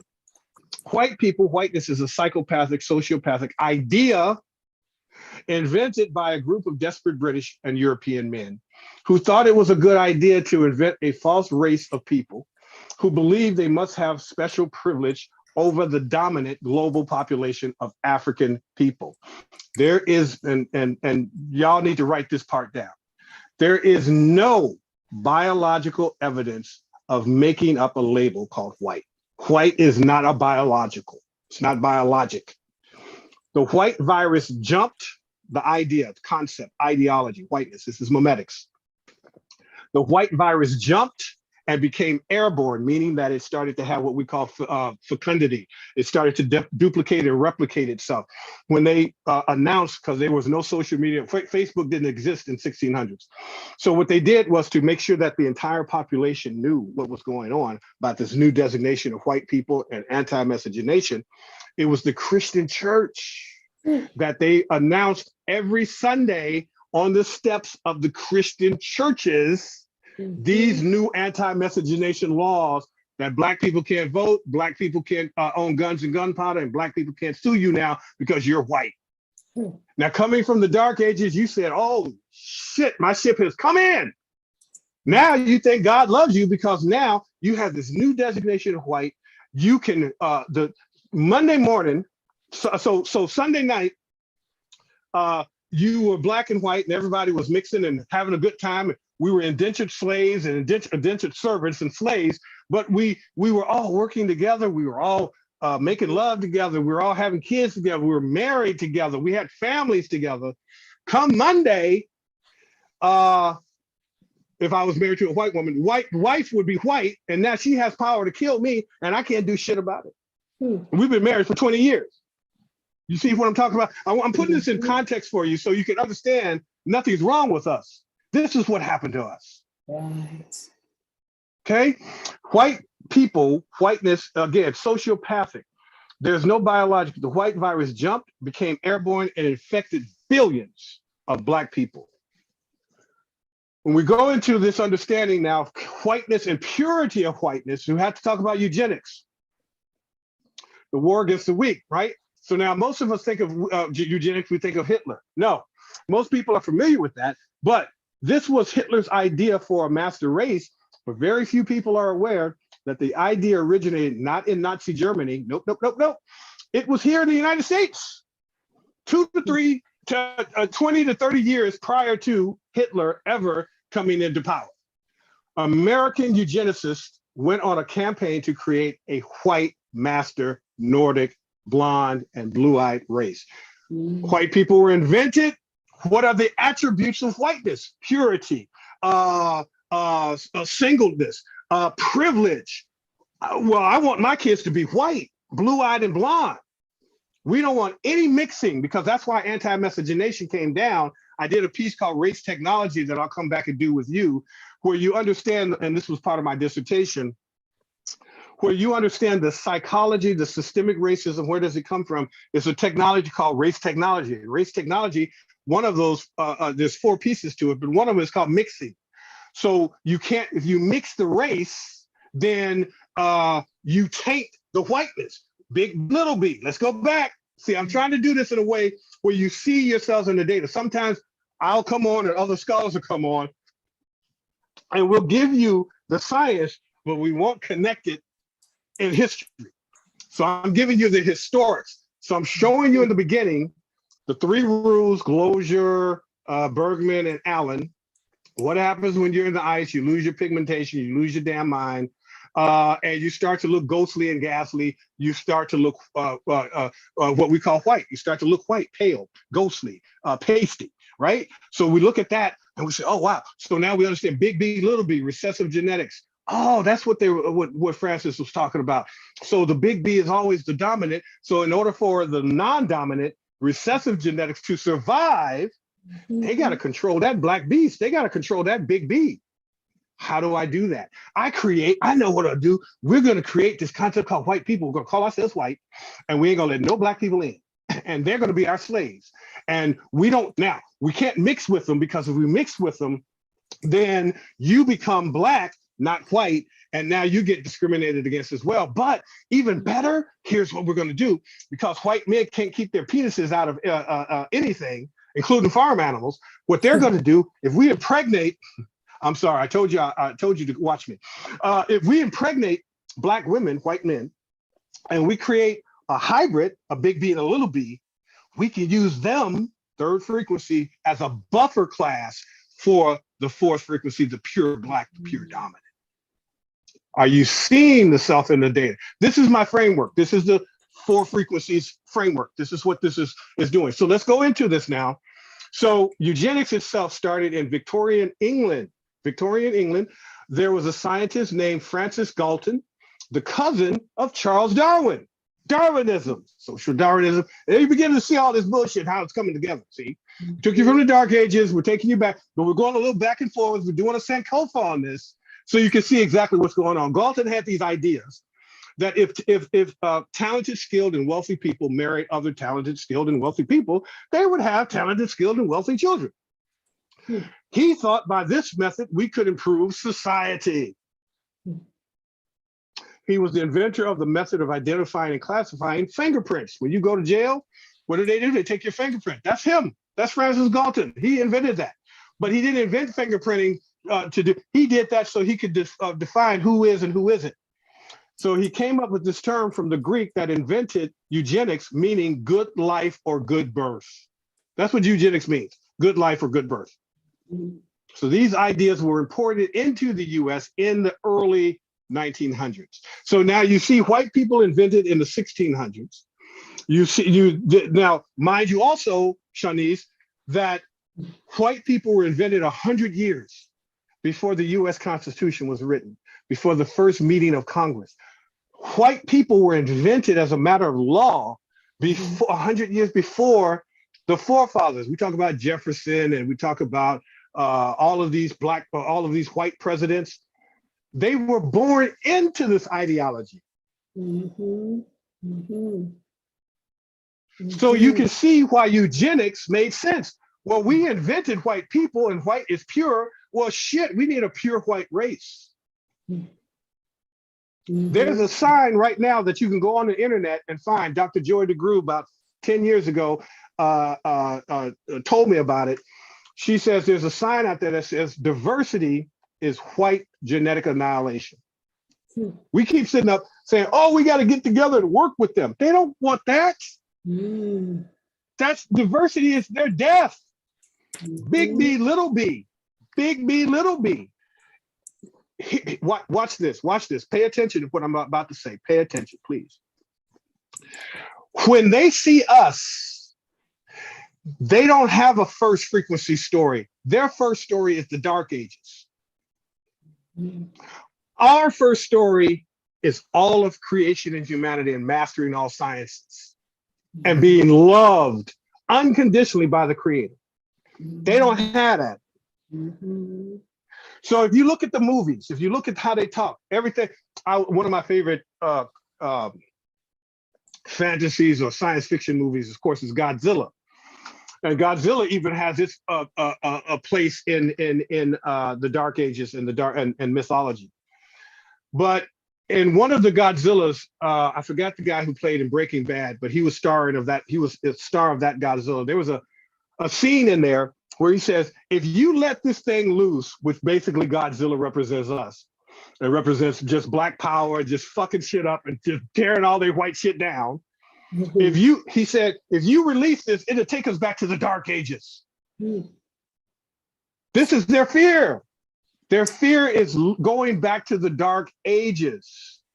Our fear is going back to them. We never experienced the Dark Age in the same way they experienced it. We experienced weather, we experienced turbulent weather, and all, but we mastered it all. There were Black people that experienced the Ice Age because we went into the ice. We were the only people. So we went into the ice, but we came out like a roach motel. You know, roaches go in, but don't come out. That's what happens. Okay? We went into the goddamn caves, and I think Clyde will even tell you we weren't supposed to go. I'll have Dr. Winters tell us at some point what were the group and why were they not allowed to go or forbidden to go, but they went anyway. We went in, we came out white, we came out European, and here we are. Let's continue because I got a lot to go into, but I want you to see this. According to Dr. Jacqueline Badalora, white people were invented as a matter of law for only 2 reasons, and here they are. Forgot about that. Well, yeah. Okay, so here, let me just sum up what the story, this historical information reveals to us about whiteness, white people as they were invented. We were invented. So we know that white people were built upon the idea that the British elite had of themselves as white, as Christian, as freeborn, and as deserving of rights and privileges from which others can be denied. So that you learn through an analysis of the laws through which they created and asserted this entirely new group of humanity called white people. And then the historical context reveals to us that white people were invented to divide. We have served that purpose ever since. Wow, that's a very powerful statement. To divide humanity, and the flip side of that is to protect and ensure the interests of the 1%. There it is. That's the only reason white people exist. That's it. That's it. See, I wanted to show you, see, I'm building this up, but I'm also bringing you the social reproof, and I'm bringing you what we call receipts. This is a white woman, Dr. Jacqueline Badalora. She figured that she's a law professor. So she was in the law library in Chicago. I know the place very well. And she stumbled across, hey, where did the white people go? She was studying ancient Europe. She said, there's no white people in Europe. Where did this concept of white come from? And that's when she discovered, oh shit, this was actually made law and manufactured. Now, I'm gonna give you a little secret and give you a little tip, because you know a lot of y'all, maybe some of y'all in the chat, but if not in the chat, some of y'all are gonna be around somebody say, that ain't true, that didn't happen. Go to your Google, type in burgessarchives.org, and if I remember, I'll send you the link, Shanice, so you can distribute it. Okay. But the Burgess Archives are the law books of all of the colonial times. I think it's, I forgot how many there are, but I think it's book number 2. In there, and she brought it out, there's the anti-miscegenation of white people being invented and asserted as a matter of law. Wow. So this is not hyperbole. This is why it's very difficult for people to mess with me, because I'm going to bring you law in terms of social science. This is why we're the baddest of the badasses, because you can't refute law, archaeology, anthropology, and linguistics. So, now, there's the thing called the triple threat. The triple threat is archaeology, linguistics, and anthropology.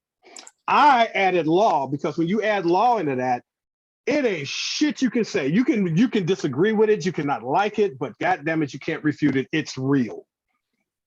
It's in your face, and it happened without your damn permission. So I don't give a damn if you don't believe me, second frequency. I don't give a damn if you don't understand third frequency, our good Negroes out there and our coons. This happened. This happened. We've got the receipts, we've got the records, we've got the law books to show it. This happened.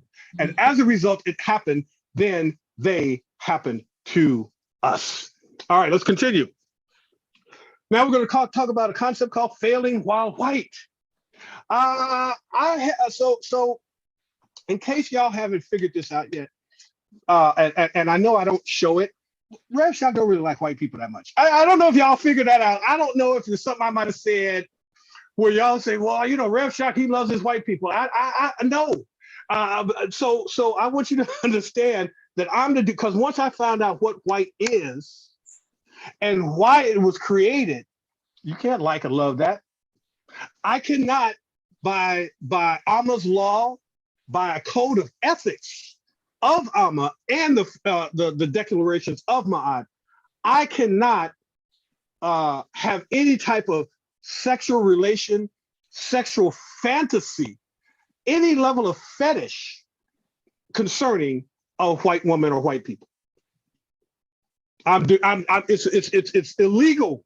It's spiritually illegal for me to do that. Now I know that sounds harsh, but you don't know what I know. You're just looking at the PowerPoints and you sitting in the audience like, damn, how can I refute this? How can I deny what he's talking about? He don't know what he's talking about. You can't, because I'm bringing you 4 levels of understanding and of the disciplines. But what happens when you fail at being white? Now, you'll hear this term in 1993, Peggy McIntosh came up with the concept white privilege. White people are like, I'm not privileged. My ancestors came over here and had nothing. You've heard this before, right? We had nothing. My great-great-grandfather came. Yeah, he was a fucking slave owner and he was part of anti-miscegenation. He benefited from being white. But guess what? If you are today, and I'm going to say this, and I know I'm going to get in trouble, but I'm going to say it. If you are white and you are poor and uneducated, you are the dumbest motherfucker on the earth, because you can't even access your own white privilege. We Black people fight white privilege and we overcome it. And I'm gonna show you what happens. I'm gonna give you the history. I'm gonna give you the science today, fam. But if you are white watching this right now and you're poor and you're marginalized, you're the dumbest, most imbecilic, most dotardal human being on existence, because you're too stupid, dumb, simple, and slow to even access your own damn whiteness and your own privilege. So don't come to me, oh, I'm poor, and you're dumb, you're an idiot, you're a freaking idiot if you can't access white privilege. Watch this, tens of millions of white men have been expelled or checked out from mainstream American life, a reality with profound consequences for their economy, children, families, and civic life, and their politics. The term for failing white men is black pilling. Black pilling. Y'all don't know. Y'all messing with the Doc Shock. I was Rev Shock, but this is Doc Shock right now. Y'all effing with Doc Shock right now. So the concept is that the political process is useless, and that either completely dropping out of society or responding with mass violence is the answer. So now you see all the shootings. See, this is all making sense now to you, isn't it? Right? You see how, oh shit, the black pill, you take the black pill, they're afraid of black, they don't like black, they're afraid of the dark. So if I take the black pill versus red pill was when I was white, everything was right. I could go and this is why Jim Crow was so wonderful for them. What's wrong with black people? We're having a great time over here. Yeah, bitch, it's we're under black codes and Jim Crow. I bet you are. I bet you are having a white time of your life. But guess what now? The diversity is happening because nature is killing you. Nature is stepping in. Aamu is stepping in and saying, oh, no. You're not going to kill, harm, and rape my original babies in perpetuity. No, you're not. I'm going to ensure that you're working yourself off the planet. Now, nature is slow. The arc of that is over time. But COVID kills them, not us. Mm-hmm. Nature has been killing them since they came out of the cave. You saw the work that I just put in front of you. Mm-hmm. So you see nature is, so Aamu is trying to kill them off because they're not of God, they're not of nature. They shouldn't be on the planet, right? Now, the idea that Trump would betray them was an ultimate black pill, catastrophic prophecy or spiritless prophesizing for the future that is not necessarily grounded in reality. A red pill gone hopelessly bleak. Look it up, it's in the Urban Dictionary. Black pilling is embracing nihilism or despair, becoming depressed that white people are going to lose and fail. Taking the black pill essentially means learning the true nature of reality in a way that is disempowering. See, this is why critical race theory is not is not taught. But look, and even Clyde said this, Dr. Winters, and I didn't even know this. He says, well, critical race theory is taught in law schools. It's not taught in regular schools. So why the hell are they caring about critical race theory? Anything. This is why, Shanice, you and me, to a white person or to a European, we're racist. Because the only way that they can handle this is to do what? Dynamic projection.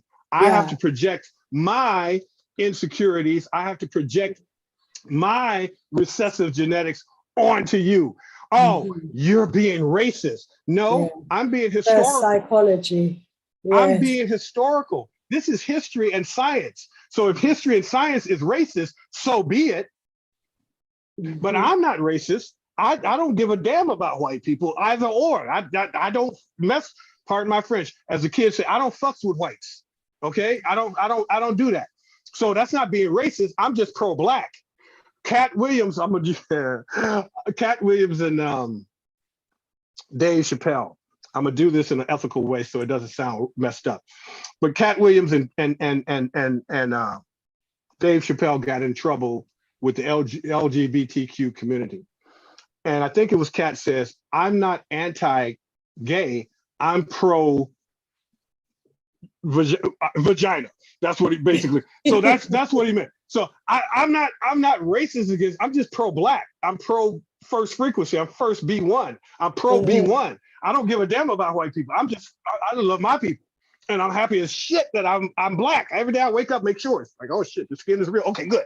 I'm still black today. Okay, great. You know, I love being black. So, so let's talk about this. Now, I'm really going into the deep psychological science so you can understand why these young kids are shooting up schools and shooting up places and losing their goddamn minds, and how this virus is jumping from one segment of a population to another within the white communities. So it's called the incel, INCEL.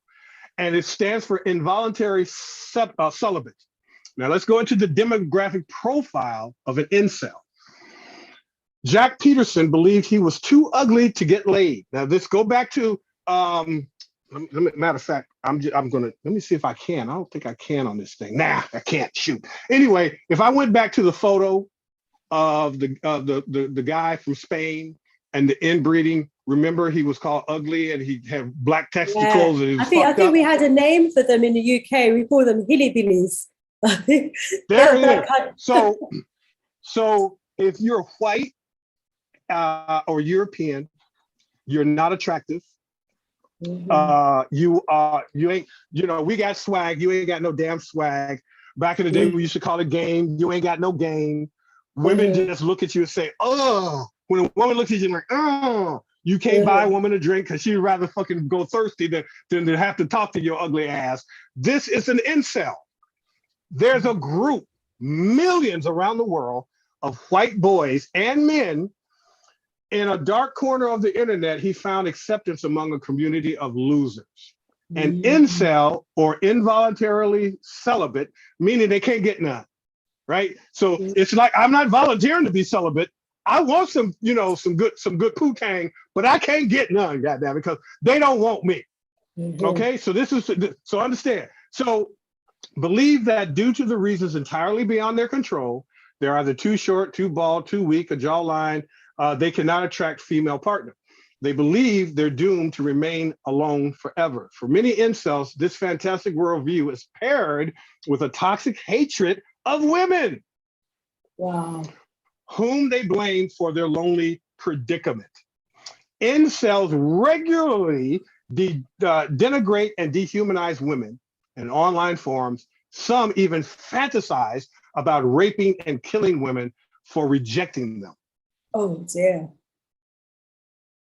This is what you're going out with on Friday night when you go and party. This is so when that little short ass white dude come up to you, that's an incel. This is how he's feeling, but he ain't gonna let you know about it because his job is to conquer you so he can get that black poontang so he can feel better about himself. He don't see you. You are a conquest to him. Mm-hmm. And can I just quickly interject? You muted yourself. Unmute yourself. Yeah, thank you. Thank you. As we were speaking about that incel group, what was coming through to me there as well. Incel. The incel group was the perception and the mindset of those who see themselves, that group who really see themselves as inferior to our Black men as well. That's right. Who fear Black men, That's right. The ones who can't get the game, who can't get the women, but they see the Black men as having the swag and having all it is, who can take their women away from them. There's this internal hatred as well towards them as a group. Absolutely. You got it, goddess. Yeah. You got it. There it is. That's it. So when we understand now the incel, it created what's known as TFL, true forced loneliness. This is a thing. This is a science. The term, or this is another term used by men who believe women are unfairly denying them companionship and sex. Society teaches boys that they must lose their virginity and attract women to be real men. When they fail to do so, they are flooded with shame, which is sometimes transmuted into rage.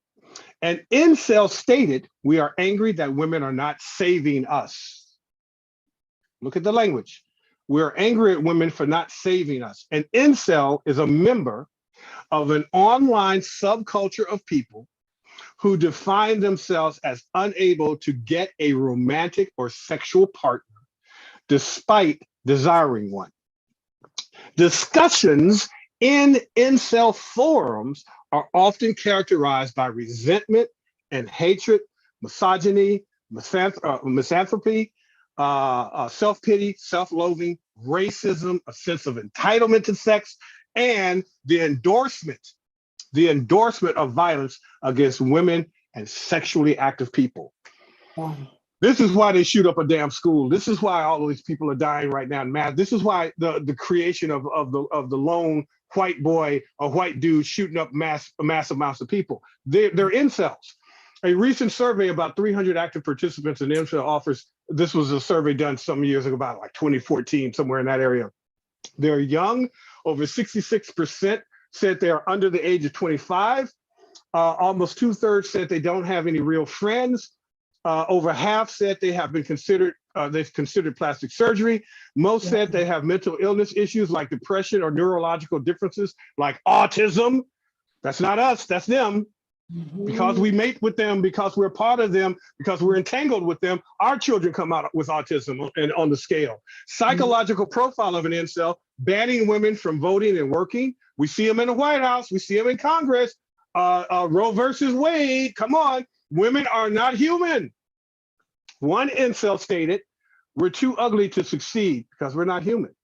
Wow. And so in a HuffPo interview, an incel, this is on HuffPo, you can go search it right now, because you know why? Because I learned how to do research from Dr. Clyde Winters. That's how I found all this shit. Now, so an incel, an incel was asked to describe themselves and the word was garbage. You see, now they're never going to tell you that personally, but that's how they feel. And I'm going to hit you up with something, Sister Shanice, and I know this is going to send a ripple down the chat.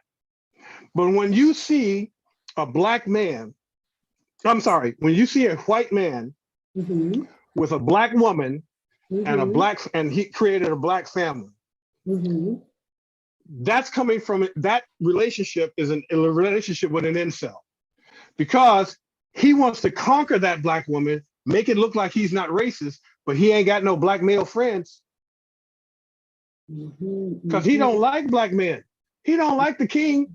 He don't like the big B. He just wants to have sex with our women and breed our women, but he don't want nothing to do with us. So the moment, and you always know them because they're the first to put up in your face, look at my black wife, look at my black family. I can't be racist. The moment you do that, I know you're the most racist motherfucker I've ever met. You're an incel. Okay? Sorry about that if I offended anybody out there that's going through this right now, but this is what we're dealing with, okay? So let's wind this down. Let's go into all of the things that they have created. They created pornography. Okay, Dark Ages. The ancient Greeks and Romans created public sculptures and frescoes depicting homosexuality, threesomes, fellatio, and cunnilingus. In India during the 2nd century, the Kama Sutra was half sex manual, half relationship handbook. The Moshe people of ancient Peru painted sexual scenes on ceramic pottery, while the aristocracy in the 16th century Japan was fond of erotic woodblock prints. In the 1800s, the idea of porn for porn's sake began to spread. Erotic novels had been in print since at least the 1600s. See, I want to talk to you about quantum entanglement for a moment, just to have a brief bar. I have a whole piece on my website on quantum entanglement. Quantum entanglement, we first heard the term entanglements, many of us, unfortunately, because of Jada and Will and Jada's entanglement. But entanglement is a quantum physical discipline concept. And it's when two or more entities come together at whatever particular period of time. And at that point, they're entangled and enmeshed in perpetuity. We're entangled with the Aamu. The Aamu is entangled with us. If you're a black woman or a black man, when you were little, did you ever have tangled hair and you had to go and get it detangled because it was knotted up and couldn't do nothing with it? That's what's going on with us now. We're entangled with them and we feel stuck. We feel trapped because we're entangled. But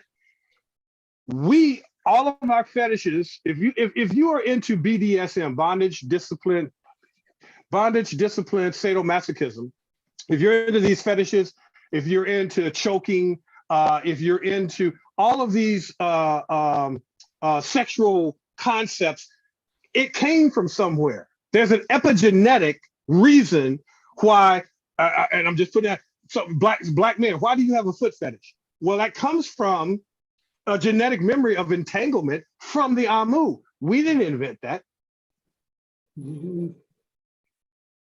So look at all of your natural proclivities, particularly somebody says, well, I was born gay. No, you weren't. There's a cause for every effect. You're not born into, you're born perfect, whole, and complete. That perfect, whole, and completeness is the African archetype, male and female. So if you're born with, quote unquote, some malady or some psychological difference, that's coming from some epigenetic lineage. That's coming from a cause that has multiple effects. You're not born gay. You're not born transgendered or whatever that, you're made that way and you're entangled. But that might not be your natural proclivity. So let's just stop this. This is a genetic and epigenetic issue. It's not about choice. You have a choice, but if you don't know that, then this is what we end up dealing with. So let's talk about fragility, white fragility, the fears, the frequencies, the attitudes, the ailments, characteristics, and traits of whiteness. I did a search in preparation for this class. And there's a book by Catrice Jackson called Weapons of Whiteness. She was part of my review of Lit for my dissertation. She's a good friend. She's been on many times. She wrote this amazing book called Weapons of Whiteness. When she first came on my platform, she introduced me to this concept called what we call the 3 weapons of whiteness, what we now know. So in preparation, I was looking for her book so I could take a screenshot of it and show you all the book cover so you can go get the book. Now, I took a screen capture of my search. Weapons of whiteness. Look at what came up. Wow. In images, under images, you see that under blue, under the left hand? That's what came up, not her book. And it was pages of this. These are weapons of whiteness. See, now I'm also, for the family and for you, Shanice, I'm working on a PowerPoint, a presentation, and a lecture where I can prove to you how whiteness is in AI and how it manifests itself and how it looks. When you go to a search engine and you type in certain things, why do certain things come up? It is designed. Wikipedia is the white man's source of information first. When you go on your phone and you search for anything, the first thing that pops up, if it's in there, is a Wikipedia citation. Yeah. Why? Yeah. Because that's controlled by the AI. That AI is controlled by the social engineering people, which is white people and whiteness. All right, let's go. Let's continue. We're almost done. 3 weapons of whiteness: centering, fragility, silence. Everybody write this down. Anytime you encounter a conversation with a white person, an issue with a white person, or what we call a third or fourth frequency that don't know who the hell they are and they have white values or second frequency values, whiteness will always center. Every time there's a mass shooting, white people get together and say, well, it was an isolated incident. We don't need to change anything, because they're centering. This wasn't racially motivated. It was just a situation where, you know, it was bad timing. They're always going to center. Then, if you challenge their centering, they become fragile. White fragility is when you come in and say, I'm feeling racially stressed. You're being racist against me. That's fragility. And then when you challenge their fragility, they become silent. Because they're not going to say anything. Like white people, if there's white people right now watching this, they're not saying shit because they know the truth. But if they're sitting with another black person in the room, they're going to be silent because they can't let everybody know that this is what they do. This is the Trinity. This is their Trinity: centering, fragility, and silence. Okay, understand that. And that's the book, The Weapons of Whiteness. So D'Angelo, very specific white phenomenon is what white fragility is. It's more than a mere racial stress when whites demonstrate defensive maneuvers and whining. White fragility is the byproduct of racial socialization whites receive from white supremacy and racism. And this also is part of my dissertation. White people of the North, and white fragility, by the way, is bullshit, but I'll get into that in another conversation. White people in the North live in a social environment that protects and insulates them from race-based stress. So when they see a black person, when they see a black man, go back to the anti-miscegenation, why do they have to have laws where a black man can't defend himself? Because if I defend myself, then I'm automatically, I'm a criminal, I'm a beast, I'm a monster, I'm an animal, right? Because you got to protect whiteness. Whiteness is pure, and anything that is not pure must be black and dark. This insulated environment of racial protection builds white expectations for racial comfort, while at the same time lowering the ability to tolerate racial stress, leading to what I refer to as white fragility. This is why they can't handle critical race theory, even though it ain't even taught in the goddamn school. There are laws right now in Florida where you can't, if you teach critical race theory, you can be prosecuted and sent to jail for teaching, having a conversation about critical race theory. You know why critical race theory is such a scare? Yeah. It's a law. It's based on law. Just like I showed you earlier with Dr. Jacqueline Battalore, when she showed white people were designed for 2 reasons: to divide and conquer and protect the 1%. That's a law. That's CRT. That's critical race theory. You can't F with the law. It's history. So they actually now can sue you for actually history of being right. Knowing your history, you can get sued for it. White rage is not about the, and this is my favorite sister, Dr. Carol Anderson. She created a book called White Rage, again, part of my dissertation.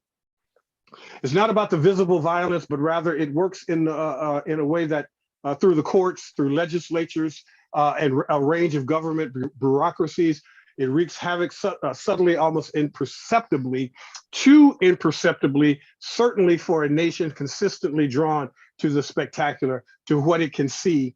It's not the Klan. See, that's again an effect of an effect of effect. We got to go to the cause. This book is about the cause of their racism and hatred. When they see a Black person doing better than them, incel, I'm not worthy, I'm recessively genetic, I see you doing better than me, I'm gonna hate you for it. Reaction formation, Francis Cress Welsing, I want to be Black, but I can't be Black. I want to have Black swag, but I can't. I want to create a Black baby, but I can't. I'm going to hate you for it. White rage doesn't have to appear as the KKK in white robes.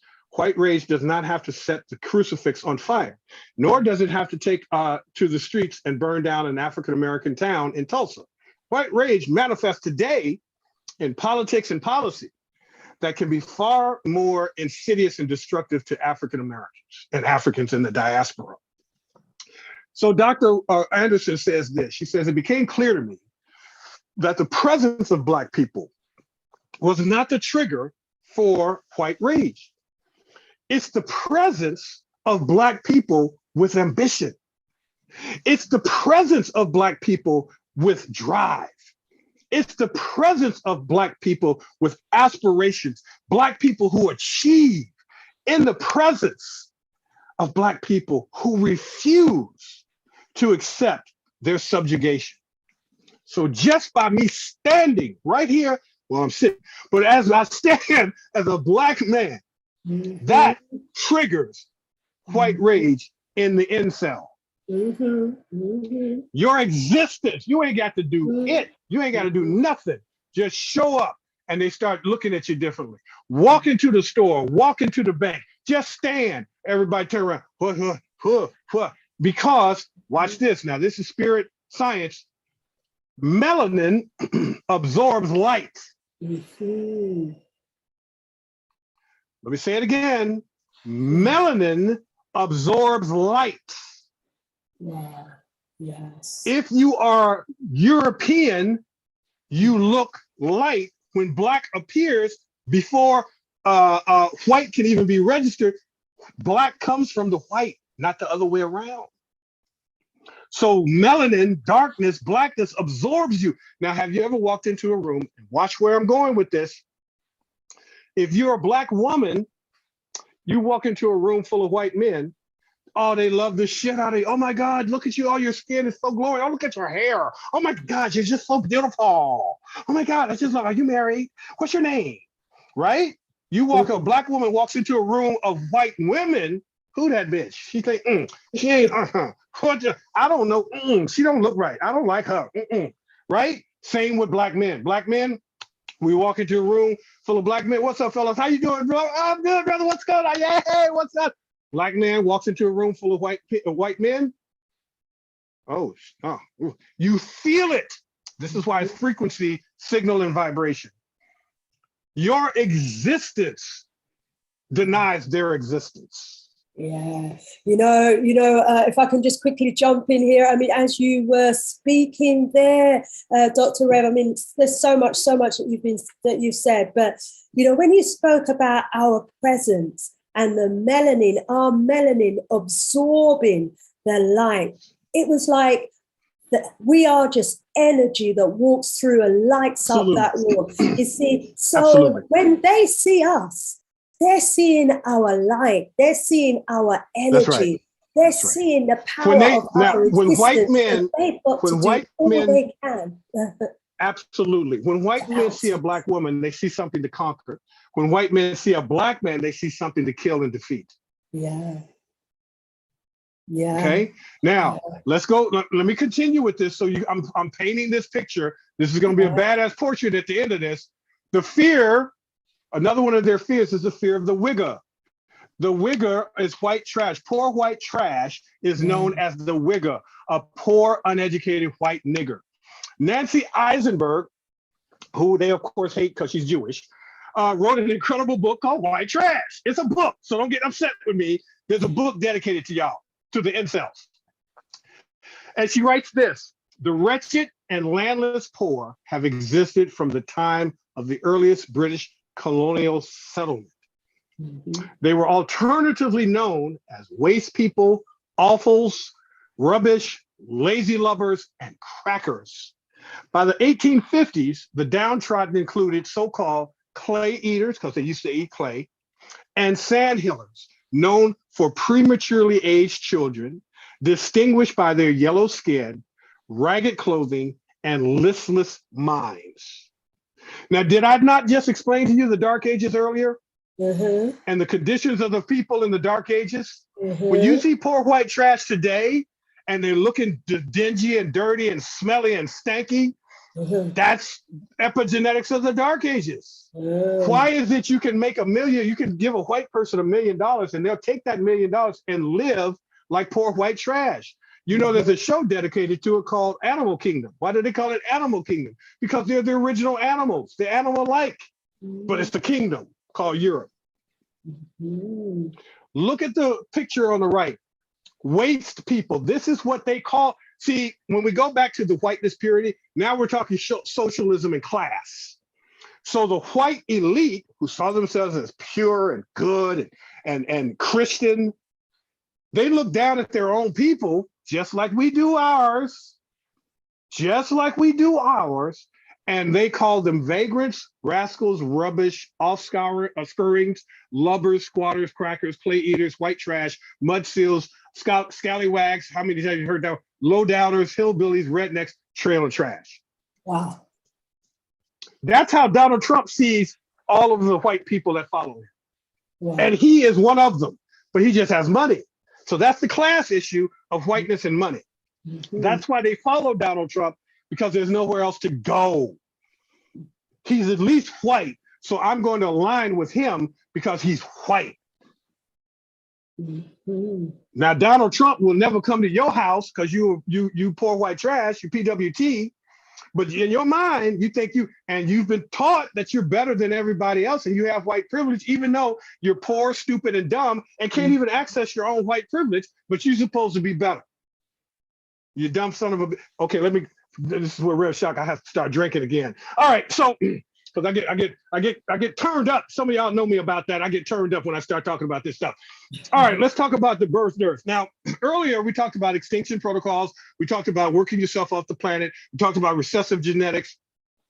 This has created an internal birth dearth that when the second and third history, the Dark Ages and white people being invented as a matter of law, created a permanent birth dearth for second frequency. So let's go into it as we move this out.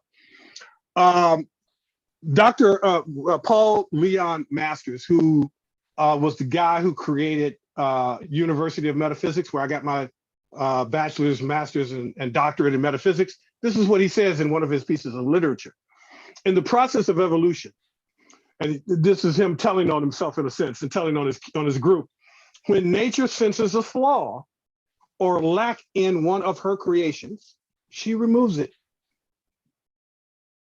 Y'all need to write that down. Just y'all need to write that down and carry that in your wallet. Every time you see white people acting up and acting out, it's in direct relation to nature, Aamu, trying to marginalize and minimize them and move them off the earth because they don't belong here. If I could just quickly now, interject look at the graph. here. Hold on 1 second. On the graph on the right, a population bust. Look at this. I highlighted it, took a screen capture. The US population grew by only 7.4% over the past decade, the smallest increase since the 1930s. Wow. So this is what's happening. They're dying off. COVID didn't help them, it hindered them. They create diseases trying to genetically extinguish us. We can't be extinguished. We're the archetype, we're the original frequency, you dumb sons of bitches. We are the original. You cannot extinct black. You can kill black, but you can't extinct it. You, however, can become extinct and are becoming extinct. That's what they're fighting. That's why we're being killed and slaughtered without regard and genocide, not just in Morocco, but all that just got reported. Yeah. How many millions of us are being genocide every day, and it don't make the news because nobody cares. So true. How many black men are being killed right now by the police, but it's not making national news because nobody cares. Nobody captured it. Do you know what they do? Do you know what they do to like a poor a black boy or black man or black woman that, well, usually what happens with black women, and this is the reason why the FBI says that there's so many black women missing. So they'll find insulated, isolated black women. So if you might not have family members, let's say you're the only child, your parents might be dead, you live alone or whatever, you're vulnerable. Why? Because then nobody's coming to save you. Nobody's coming to rescue you. When you go to the hospital, they treat you like shit until they see a family member, that's somebody to advocate for you, right? I go through this. I've seen this with my queen. I've been with her 18 years. She's been a nurse for 45 years. She hit me to the game. Right? So here's what they do. So they find insulated, marginalized people who are in a weakened position, who don't have finances, don't have money to be able to hardly eat. They take the women and they traffic them. They're in the, right now, there's black women in Russia and serving all of these Arabs and sultans and all of this shit. That's where we are. But they take black boys, and one of the things they do, because they can't do the Klan crucifix anymore, and make it public. So what they do, the police, which are part of the KKK, they take black boys and they take them to an abandoned lot in an abandoned car. They put them in and they burn them alive. Oh my God. That's how they get their rocks off right now. That's how they get off. And so when you see black boys and black girls missing, that's what's going on with them. All right, let's move on. Birth dearth, replacement fertility is a term commonly used by demographers when referring to levels of childbearing. Studied by the University of New Hampshire found natural decreases in the white population across 17 states in 2014, which included Florida, New Mexico, Pennsylvania, and West Virginia, which together comprises 38% of the population is declining. University of New Hampshire demographer Ken Johnson says the white population isn't replacing itself. That accelerates the growing diversity of American population. Remember when I was here last time and I said to you guys, I said, it's not that white people are waking up every day and seeing more black people. It's that they're waking up every day and seeing less of them. Yeah. Right? So watch this, for every one of them that dies, 6 are not born. Pat Buchanan, Guest of the West. This is the epigenetic. We fear death. They fear extinction. That's the reality they're facing. Anything that comes against their guns, gun policy, Second Amendment law, anything that makes them feel inferior automatically triggers the Dark Ages epigenetic or epigenome in them. Because that's where they came from. They don't have a first history like us. So you can't ask them to be like you because they're not. When I say a different species, I've told you I was going to mess with your head today as I'm showing you this. Look at this. Is this you or is this them? They're different species. 5, now also the opioid epidemic. So before COVID, along with their alcoholism, remember we talked about that, we got hit by crack because they put crack in there to kill us. That's a whole nother story, a whole nother workshop. But they locked up the user and the person selling it. Here with opioid, you've got moderately rich and poor white people. Now, rich people will use opioids. Poor people use meth. I didn't put all of that in there. I'm gonna do that again. That's why I have so much science. I have to do it in dosages. But the opioid addiction, 5 deaths per hour. Wow. So right now, 5 white people died from opioid addiction. Wow. And overuse. As I'm speaking to you, around the world, right? Hospital visits up to 30%. 2014, 28,000. 2014, 28,000 died of opioid overdose. Put that in perspective to COVID. They ain't here, they're dying. Yes. They're dying. To date, more Americans have died from prescription drug overdoses than died in the Vietnam War. Wow. I'm painting this picture. Birth dearth and COVID. Hold on. Now, this is also the birth dearth. This was just in the New York Times. Shout out to Baquette, who sent me this piece from, she subscribes to the New York Times. COVID and race. Read this. The death rate for white Americans has recently exceeded the rates for Black, Latino, and Asian Americans. And now you're seeing them go in and killing up Black people. Because they're marginalized, they're incels. Those kids that are shooting up and killing Dylan, who went into the church and killed all the that's an incel. Go back and look at all the photos of all of the white men and boys, and look at the characteristics that I just outlined today on an incel, and there it is. And look at the characteristics, traits, and behaviors of an incel, and you will see a mass shooter. Yeah. There might be a mass shooter in your house right now. There might be a mass shooter that comes in and fixes your car. It might be a mass shooter incel that comes in and does your plumbing. They live among us. Yeah. It's like vampires. They exist. All right. So now, before you said something that's in the chat. Go ahead before I go into this last phase. Yeah, there have been so many comments in the chat. Lots of acknowledgement of in support of what you're saying. Thumbs up, more power, speech, preaching, all those kinds of comments. Let me just pick some at random here. Pharaoh said, Black men don't even have to take their women, they just come for us. So that's another major problem that they have, and I would imagine that. Let me speak to that question. Let me speak to that comment. Yeah. Let me speak to that comment. That's a great comment, brother or sister, whoever it was. So anti-miscegenation, when white people were invented, one of the other things that it did, it gave white men access to all women, including ours. Mm-hmm. It took the Black man out of the family. He couldn't protect his Black queen and Black family. He couldn't feed them. He could be killed instantly without regard for any legalities or any, Ben Crump couldn't survive back then, right? Ben Crump is the dude that comes in when you kill one of us. Ben Crump says, okay, y'all motherfuckers like money, you're going to pay millions and millions and millions of dollars, and we're going to cripple your estate. We're going to cripple your budget. We're going to cripple your economy, because that's what they care about.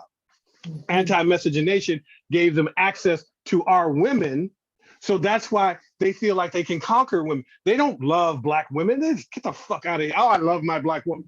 Please stop that. This is stupid. You're talking to a doctor. You know what I'm saying? I know you. I know your nature. And the reason why they're afraid of people like myself and others, all the other scholars, is because we see them for what they really are. And nobody likes to be seen. You don't want somebody walking in a room and know everything about you before you know everything about them.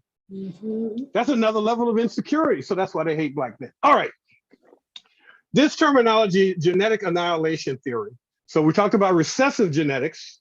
We talked about birth, dearth. We talked about how they're dying, why they're dying, and what have you. So now let's talk about genetic annihilation. So we know nature kills them off, but so does Black men having sex with their women.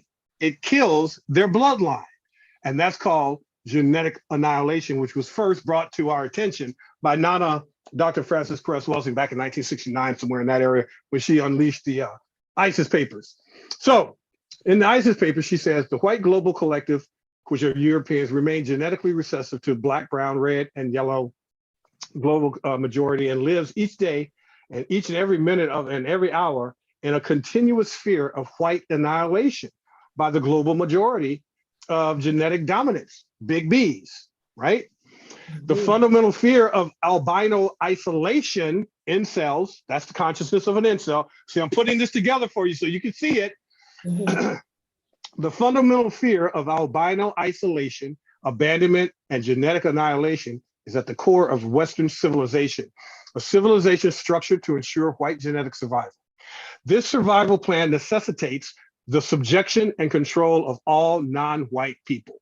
I define this subjugation and control as white supremacy system. In the collective white psyche, Black males represent the greatest threat. Listen to me. Listen to Dr. Listen to our ancestor right now. She's telling you, Black men represent the greatest threat to the white genetic survival, because only Black males, in parentheses of any color, but only Black males can impose sexual intercourse, and Black males have the greatest genetic potential. Big B's, dominant, recessive, big B's. When we make love to a white woman, she's going to have a black baby. That kills the bloodline. When a white man has sex and has a child with a white woman, he's got a black baby. He ain't got a white baby. He's got a black baby. So no, white man, you can do big, you can do little b, and y'all can be white and right in your little white nucleus family all you want. But when you step over here to the big B's, to the big beauties, baby, you're gonna come out just like us, black, blackity black. This is why they created these laws of 3/5 and all of that. This is why. So you have to understand why they do what they do. Shawshi McIntyre said it best. White people do what white people do because white people do what white people do. For their own survival. So the direct quote. There's survival mode. The definition of racism is the behavioral syndrome of individual and collective color inferiority and numerical inadequacy that includes patterns of thought, speech, and action as seen in members of the white organization or the white race. Again, genetic annihilation, the goal of a white supremacist system is none other than the establishment, maintenance, expansion, and refinement of world domination by members of a group that classifies itself as a white race. Anti-miscegenation, invention of white people, the laws, anti-miscegenation law, race technology, it's all right there. So I'm just connecting the dots for you, right? So when you get into an argument, a discourse, a discussion with a European or an ignorant, unknowing Black person that might be in a third and fourth frequency, you can shut them down and shut the room up. So let's continue with genetic annihilation. The global behavior patterns of racism are a survival necessity for the white collective. This racist activity is a compensatory attempt to prevent white genetic annihilation on a planet where the vast majority of people are genetically dominant to the melanin deficient whites. Now, you and I hear this, and we can see it right now because we're living, this is a very precarious time to be on Earth. Because it's the defining moment where you're going to see the shift of a species. You're going to see the extinct. You're at the precipice, seeing the extinction of how nature is taking out the garbage, right? 30 years or 20 years ago, 50 years ago, when I was born, you thought when you looked at television, you saw newspapers, magazines, and all of their media, you thought white was the majority. It's never been. They know that, and so they have to create the white right world. White is always right, Black is always bad, right? But now nature is catching up and saying, oh no, I told you, I've given you opportunity, Europeans, to go back into the archetype and treat my original babies correctly, treat my original people correctly. You didn't do that. So now Big Mama, Big Amma, is taking your bitch ass off the planet. Now, the difference is that Black people, we got to go to our room while Amma is cleaning this mess up. But Amma is extincting them. They don't get to go and have ancestors. They don't get to go back and have a Sankofa moment. They just go away. We return. We are the creators of ancestors. Why do you think Amma is so amazing. Now, this is the reverend side of me and the spiritual science side of me. Amma is so amazing because he put in us a code to always go back home. The concept of the prodigal son, we can always go back home. It's in our spirit, it's in our nature. And guess what? We got a home to go back to. What do they have? What do they have? The Dark Ages. Go ahead. I'm going to do a Cat Williams. Go ahead. I'll wait. What do they have to go back to and look forward to? I don't know. What do they have? Let's put it into the chat. What do they have? It's called the Dark Ages. That's what they go back to. Wow. They don't have a happy beginning story. We have a happy beginning story. We have a happy origin story as being one. What do they have? And they keep digging for their story, as someone said in the chat, and the deeper they dig, the blacker it gets. That's exactly right. Keep turning up with our history. And that's sadomasochism at best, right? Because a sadist is somebody that harms themselves for pleasure. So they know every time they're going to go in that ground, they're going to find a Black person. But they're like, fuck, I can't stop. It's an addiction, right? It's sadomasochistic. So I keep digging. I'm gonna find a white person down here somewhere. God damn it, it gotta be a white. Shit, another nigga. Damn. So the white. Cover it back up again. Cover it back up. Yeah, I know, right? Come on, Rev Shot. Come on back, Rev Shot. Come on back. The white male's penis and testicles genetically cannot annihilate black and other non-white males, but the gun can. Remember, I showed you earlier, I did a search on weapons of whiteness. What came up? All the knives. Why do we have to have gun control? Because that's their only power. Yeah. That's their penis. That gun, you look at a gun, these are the testicles, the bullets, and the holster, and this is the penis. Yeah. That's the symbolism of what she's talking about in ISIS papers. Oh, Frances Cress Welsing is crazy. She's a pseudoscientist. No, she's a god. Yeah, you can see it in the canon as well. Absolutely. Absolutely. Now let's go a little deeper. Come on, I'm not done with y'all yet. So if we're gonna talk about the penis, let's talk about penis envy. Here we go.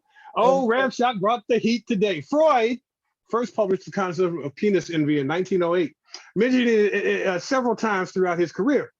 In this theory, he argued that that penis envy was necessary for the development of female gender identity and sexuality. Oh, this is crazy. He said that all children go through a phallic stage in which they become fixated on their penis or lack of it. Now, if you're an incel and your daddy's an incel and your mama's an incel, you ain't got a chance in hell. According to Freud, AFAB folks have an innate attachment to their mothers, but grow to resent them after blaming their mothers for their castration.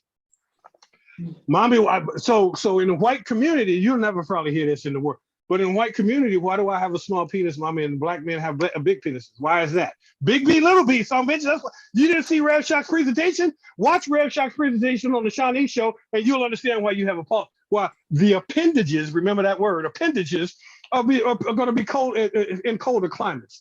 They become obsessed with possessing their father, unconsciously developing sexual feelings toward them. Don't that sound like a European incel? Yeah. I'm connecting the dots. So after penis envy, there's castration anxiety. Castration anxiety, I'm not going to read the whole thing, but metaphorically referred to being castrated to have your masculinity removed. Remember, that's an incel. They're not masculine. If you're not masculine, you're not a man. If you can't have sex with a woman, you're not a man. If you're not attractive to a woman, you're not a man. What are you? You're an incel. So I've got to conquer you. I had a white guy, Jew, that I used to hang out with when I was a good Negro and a good coon back in my early years before I understood what was happening to me. His name was David. And David would come up to me and he said, man, I got me one last night. I'm like, what'd you get? He's like, I was with a black woman last night. I got me one. I'm like, oh, you got, and that's that's their mentality. That makes him feel like a man. Now he actually ended up marrying and destroying a black woman's life. But all of the white women that he slept with didn't compare to his first black punani. Oh, that black womb. Who was it? Was it Joseph Ben Yaakman? Heaven is between a black woman's legs. Yes. Okay, I ain't making this up. Just go look for the quote. It's out there. But y'all understand that's the black nucleus of the black family. They have to break up the black family. They have to create anti-miscegenation law to take the black man out of the community, out of power. But here's what happened. Here's what happened, Shanice. So they thought they had it right. They thought they won. They said, well, we got the black men. They're strung out on alcohol. They're strung out on crack. We got them. We got them. Oh, shit. The black woman. They're strong. The black woman took over black masculinity and became the black woman and the black man. Single motherhood. You raised by a single mother, you know that's the strongest woman you've ever seen in your life. Oh, no, they're producing strong black men. Oh, we can't have that. So now what do? we're going to lock them up and create crack, and we're going to take out all of the money. And that way the Black woman now has nowhere to go. And they're weak, and guess where the Black woman has to go? They have to come back to us. You got to come back to Whitey, baby.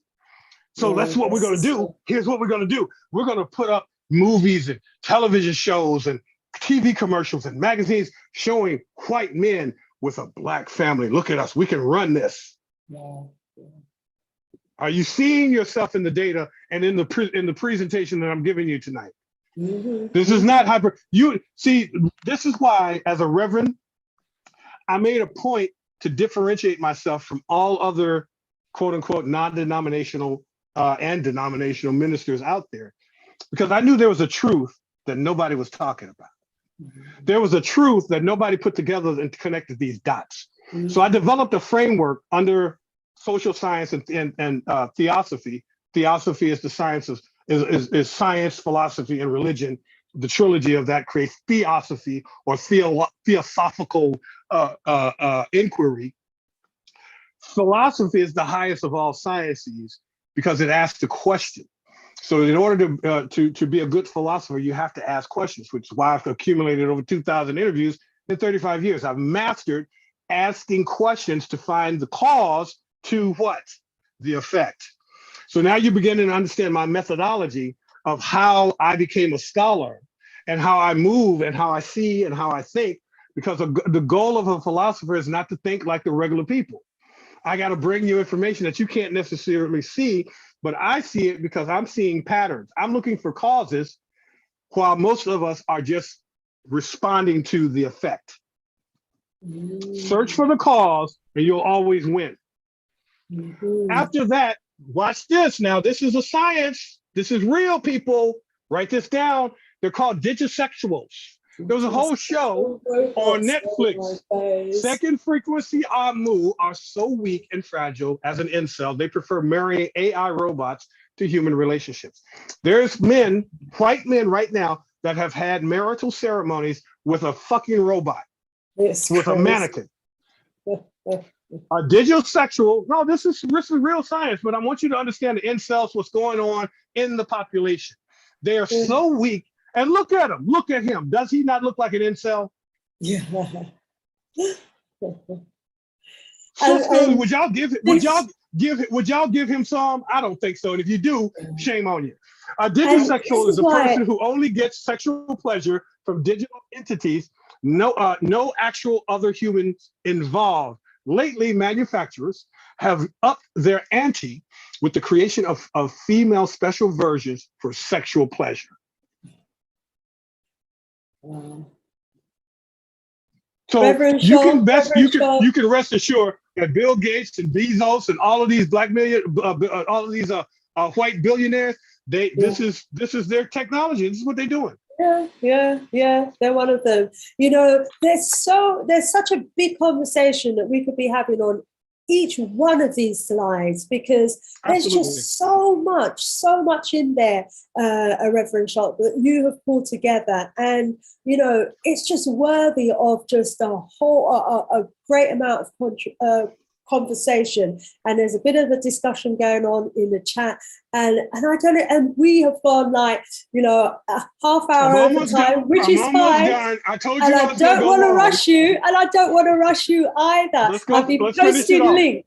I've been posting links in the chat to your website and your seminars as well. Appreciate that. You know, and the research that has gone into this. You know, so I've let people know that they can sign up for the research. I've been paid up to 10 grand just to show up, so I'm giving this away for free. This is worth a lot of money to people. So now let's talk about this. It's worth a lot to us. Absolutely.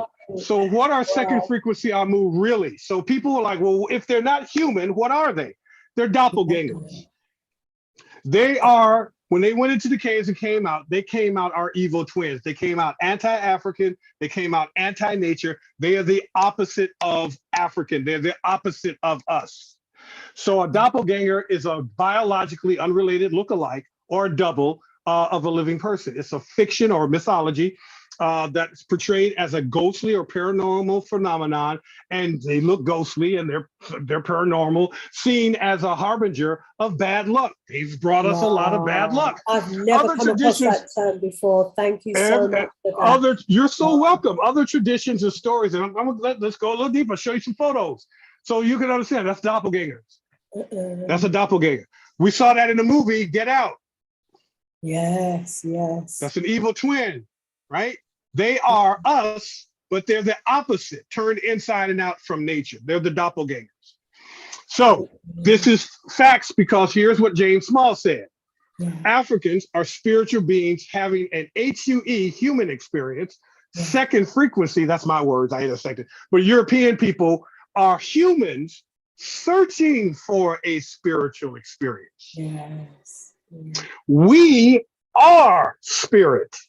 They search for spirit.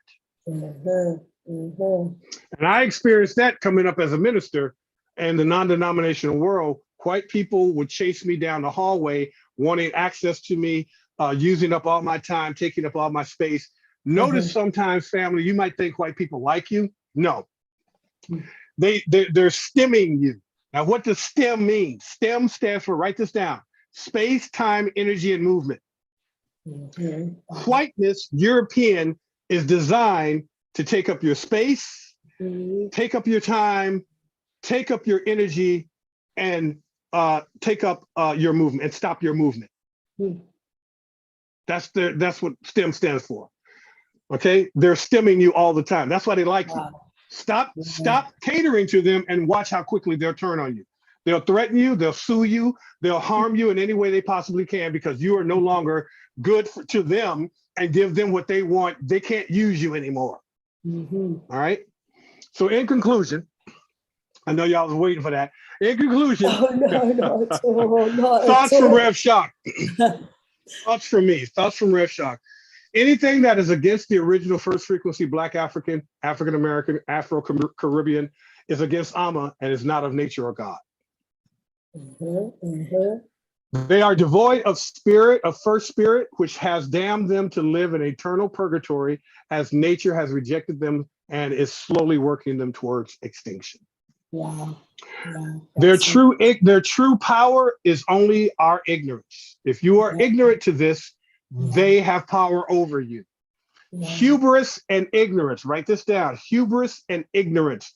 Second frequency Aamu is too arrogant, which is another term for hubris. They're too arrogant to know they're ignorant, and they're too ignorant to know they're arrogant.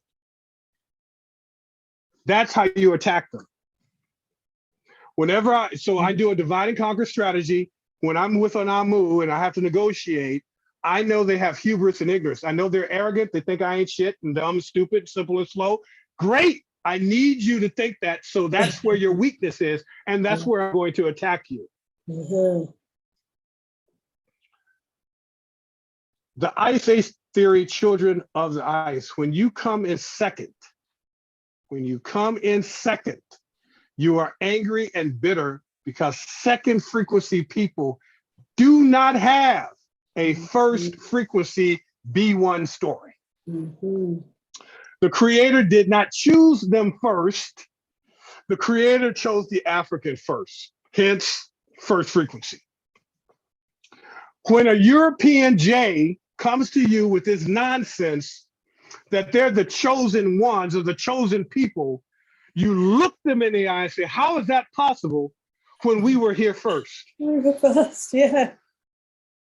The second frequency goal is to divide and conquer humanity.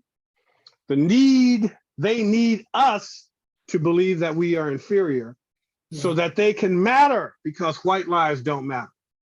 Only Black lives matter. And Black matter lives because it's the only matter that matters. Now, lastly, let's go through this. And I went through this last time I was here. I read it to you, but here it is on the screen. Great researcher in Africa, brother Otieno Wario.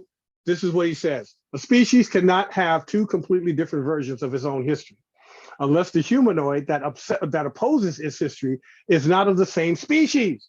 Oh, we're the same species. You remember earlier they were arguing about the species, right? Okay, I'm showing you, look, A snake cannot have the same history as a rat.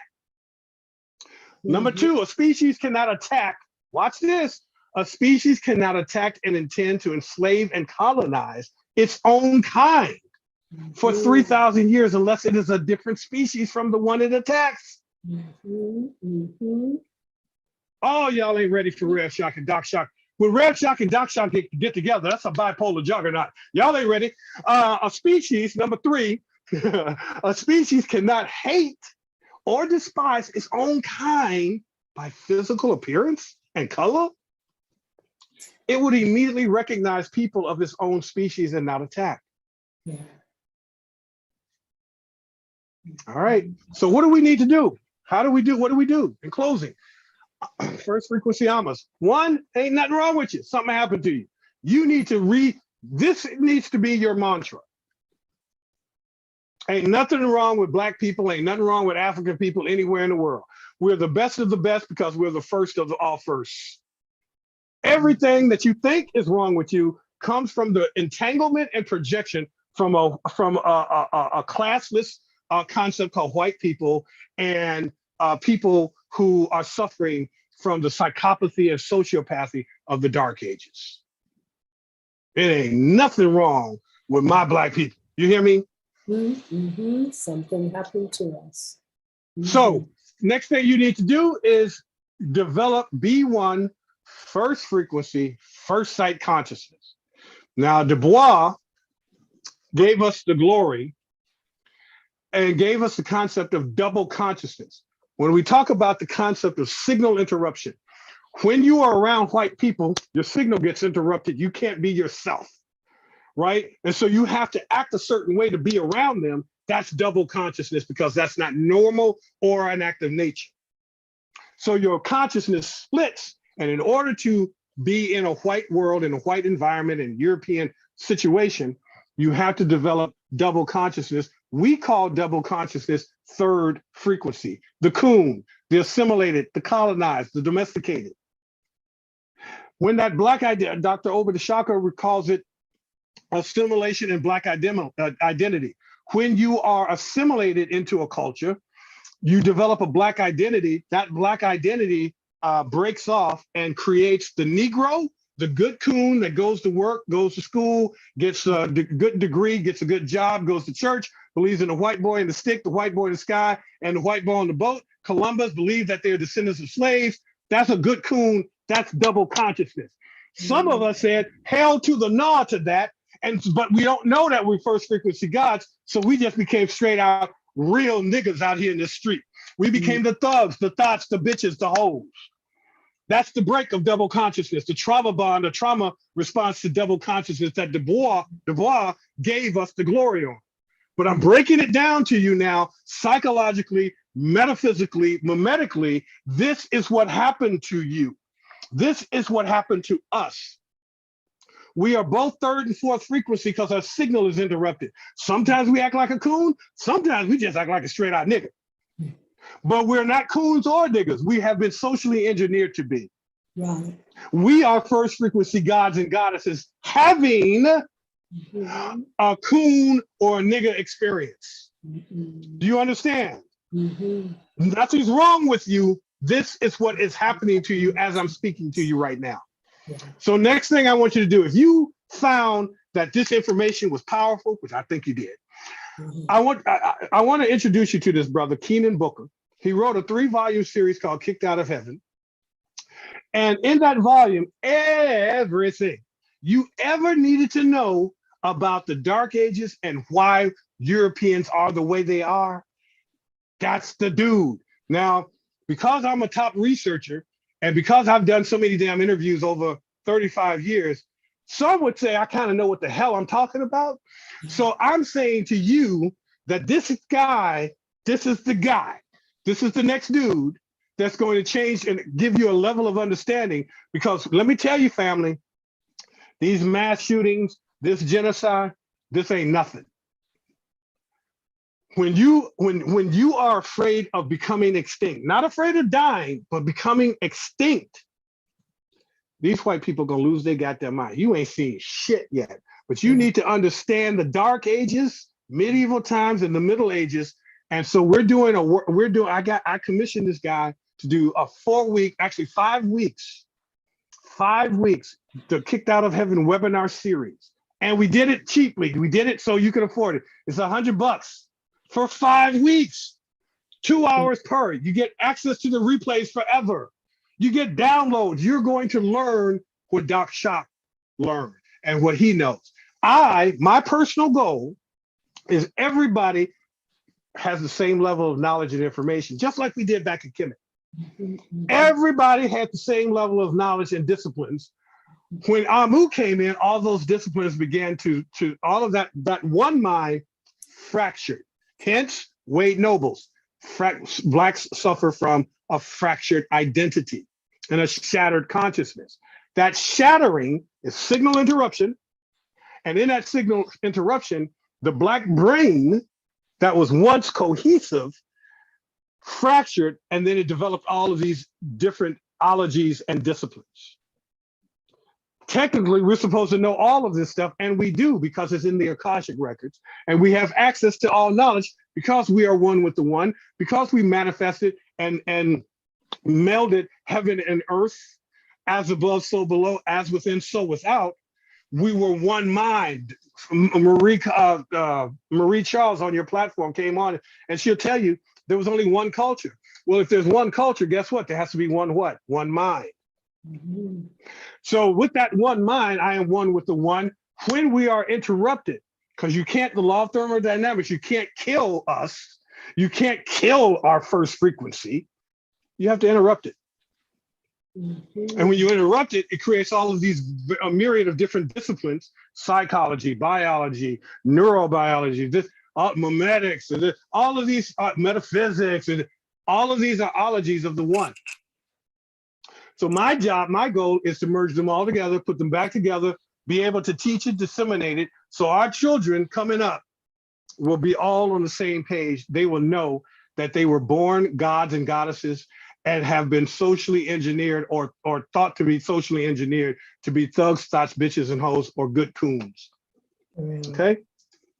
Now, that being said, y'all saying, damn, this brother put in some really research on this one. He put some work in on this. Yeah. How the hell did Doc Shock? Now, all of these scholars y'all have known for 50 damn years: Kaba Hiawatha Kamene, Obadiah Shaka, Leonard Jeffries, Wade Nobles, Professor James Smalls, Joy DeGruy, Shashi McIntyre, Van Sertima. How the hell does Rev Shock, Doc Shock, come out and level the playing field and bring us scholarship that we've never even seen in the last 50 years with all these other scholars?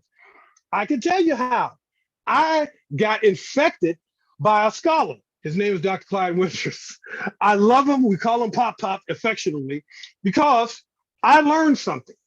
Now, for 10 years, y'all know me because I worked with Kaba Hiawatha Kamene, and some of you have written to me and called me up on the phone and said, hey, man, you know, you saved old boy's life because he was going through some stuff with this Seckman thing, and there was pictures of him and a white woman and stuff like that. You came out, saved Kaba's life. I was like, I didn't even know that shit. What I did know is Kaba was poor. Kaba said, Philippe, I don't have money. I've never had money. I don't know how to make money. Great, I do. Let me work with you and show you how to take your intellectual property, what you think, say, and do, and monetize it and make money. Great. It took 7 years. We did it. His the last time I saw his Amazon account, he sold $5,000 worth of spirituality before religions and $5,000 worth of Shabaka stone in 1 month. Wow. $10,000 a month is $100,000 a year. So I did my shit. I did that. As Quincy Jones would say when Jamie Foxx impresses him, impersonates him, he said, man, you did that shit, man, right? You know, $10,000 a month, that's it. You did that shit. Okay, so we did that. Great. But here's what I didn't know. I thought that all of these scholars that I had interviewed over the last 10 years or more, and then the scholars beyond that, the last 30 years, I thought that they were researchers. Because if you look at their work, it's well researched. What I didn't know, Shanice, there's a difference between researchers and regurgitators of researchers. I didn't know this. And I'm pretty damn smart. and have access to a lot of information, a lot of people. Yeah. So when I met Dr. Clyde Winters, Yes. as he began to present his material, I'm saying, well, what the hell? Why isn't this guy being quoted? Why are you not the damn standard? Why are other scholars not quoting you? Why are they not mentioning you? Why are they not promoting you, Dr. Winters?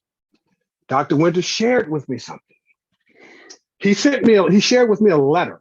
I'm not going to mention names, but he shared with me, community, a letter that he got from some of the top scholars that I might have mentioned earlier.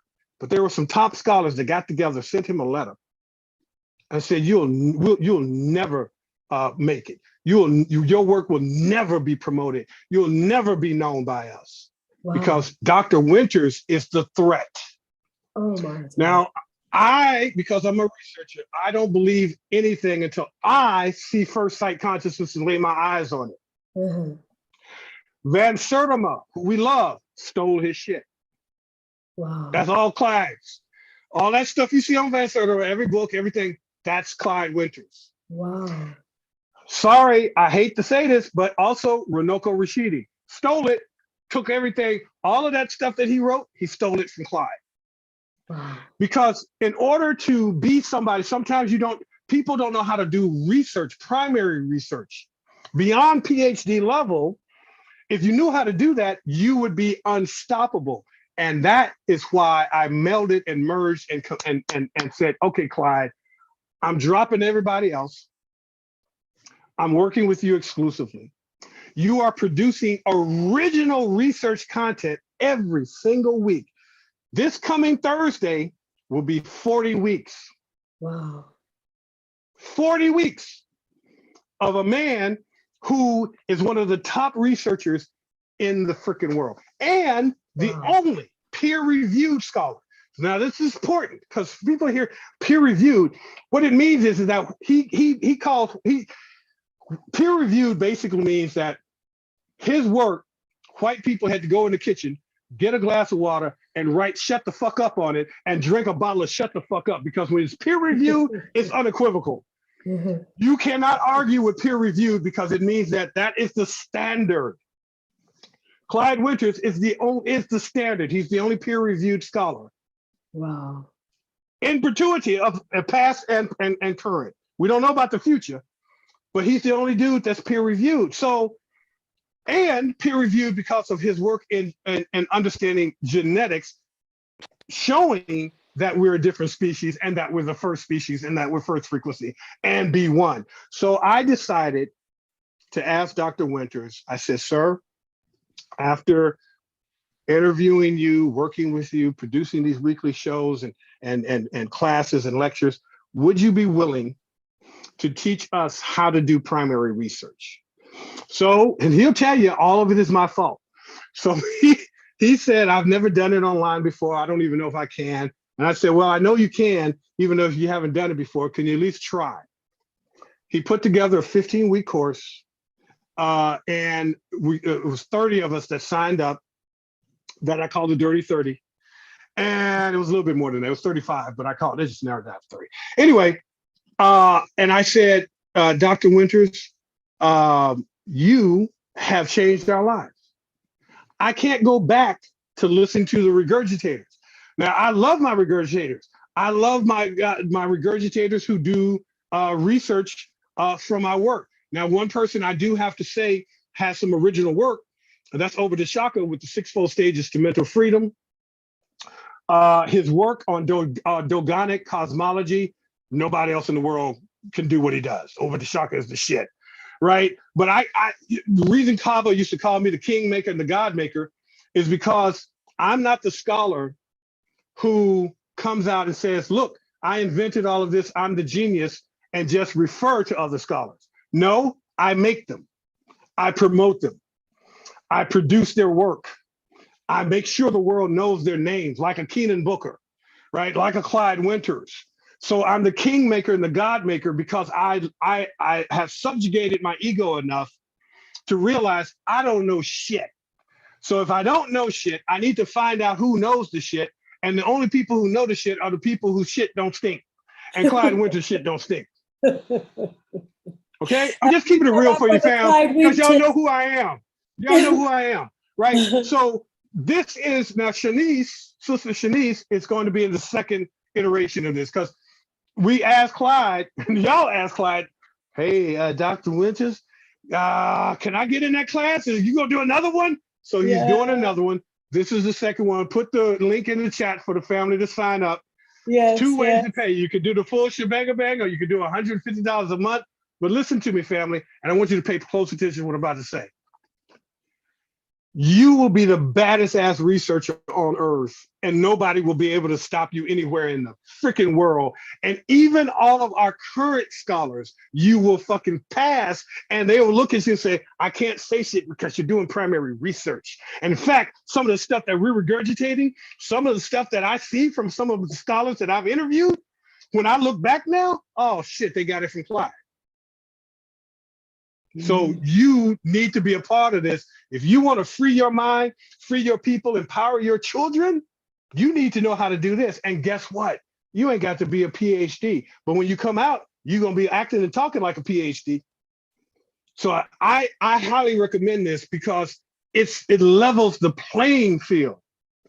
Again, everybody needs to be on the same page, but we need to know what we're looking at. We need to know how, stop all of this arguing, all of this debate shit. You know why you debate?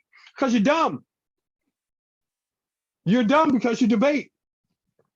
You sit up on these shows and you want to see who's going to win. Nobody. Because here's the real deal to this. And I talked to Dr. Clyde Winters about this and other scholars. A debate is supposed to be something where both parties have the exact same information and then debate it. Have you read 100 books on one subject? Have you interviewed 3,000, 2,000 people? I can't debate because I know too much. When you're in university, you go to school in university, you have a set of books and you debate on those books. You don't, if you're going to school for, I don't know, neurobiology, then, or let's say linguistics, then you debate with another linguist. You don't debate with a law professor. You don't debate with an anthropologist or archaeologist because you're a linguist. And so people who debate with people who have equal knowledge. But us, because we have been sick, our signal has been interrupted. We have been dumbed down. We act stupid. We sit up and debate with the dumbest people on the planet, which is other people on YouTube commenting back and forth, thinking they got knowledge because they read 2 books, you read 3 books, and now you debate because you know every damn thing. No. So what I wanted to do is I wanted to kill all of that cancel culture, all that dumb shit that we do, and say, how can I learn how to do research, and how can I learn how to know if somebody's telling the truth or not? Dr. Clyde Winters refers to it as a falsificationist. A falsificationist is a researcher who goes in to falsify the information. If that information cannot be falsified, then it's confirmed. Now, you will go back to this PowerPoint presentation tonight, and I want you to falsify everything that I just showed you. You won't be able to, but try, because that's a scholar. That's a researcher. You don't believe nothing. You find it, and that's why when I come on stage, Kaba comes on stage, all of us will say, don't believe me. Go do the research. But a lot of you just think watching a couple of YouTube videos, reading a few books, downloading a couple of DVDs, documentaries, oh, you the shit. Nope, you don't know how to do primary research. And so if you don't know how to do primary research, you can look at something and somebody will tell you that, and I used to do this too, that, well, the Europeans have Neanderthal DNA, and nope, Neanderthals was us. But if you don't know that, because you haven't done proper research, everybody begins to believe it. Why? Because we want to believe that these people are really, really fucked up. Well, here's the thing. You ain't got to lie. Just being honest, you don't have to lie to tell the truth. All I have to do is come out and show you the truth I don't have to put 100 on 10. I'm just going to research and show you this is it. This is what it is. So that's what I want you to do, family. If you're seriously serious now, you need to be a part of this class, because here's what's going to happen. Now, I can't talk about it live on air, particularly because Dr. Winters is watching, and he's like a broken refrigerator. He can't keep shit. Okay, so I can't tell anybody what, because Dr. Winters will tell everybody. He'd be on Thursday, he'd be on my show Thursday talking about, well, Rev Shock was on Shanice. He said, I can't tell you what we're going to do. But here's what I can tell you. I have figured out through the law of attraction, through the law of collapsing time, through the concept of understanding that like attracts like, I have attracted some of the most genius thinkers, Black thinkers and scholars on earth. We have figured out, family, one of the biggest dilemmas in the Hotep community, everybody broke and poor, including the scholars. We figured out how to finance this. So everybody makes money doing Black research. Everybody makes money. So we're getting ready to launch some stuff where, like Marie Charles and all, because most of the scholars, they got to go to a white university to make money. We figured out how to make you hundreds of thousands of dollars a year as a Black scholar, and you ain't got to go nowhere but in your Black community. So we figured this out. I'm, my digital mindset, I'm crazy. I make money without thinking about it and shit. You just wake up tomorrow morning and have more money. Okay, great. But then I melded with two other individuals who you're going to meet. One sister's named Paquette, brother is named Billy. You know Billy. We got together and we're putting together the first of its kind. It's an institution that will change the world, but it'll give us back our scholarship. Years ago, I interviewed Leonard Jeffries, and he told a story about how he went to New York and Mayor Koch, who was the mayor at the time. This is when Jeffries got in trouble with the Jews and all of that. He said, he went to Mayor Koch's office and he says, give me my pyramids back. Because, whites had taken everything and stole it and dug us up and everything. He's like, give me my pyramids back, because they thought that they built the pyramids. White people have you thinking the pyramids was built by them. This is what they do. So we're putting together a level of scholarship in an institution where we can look anybody, any European in the eye, anywhere in the world, and say, give us our scholarship back. It doesn't belong to you, it belongs to us. I'm gonna leave it at that.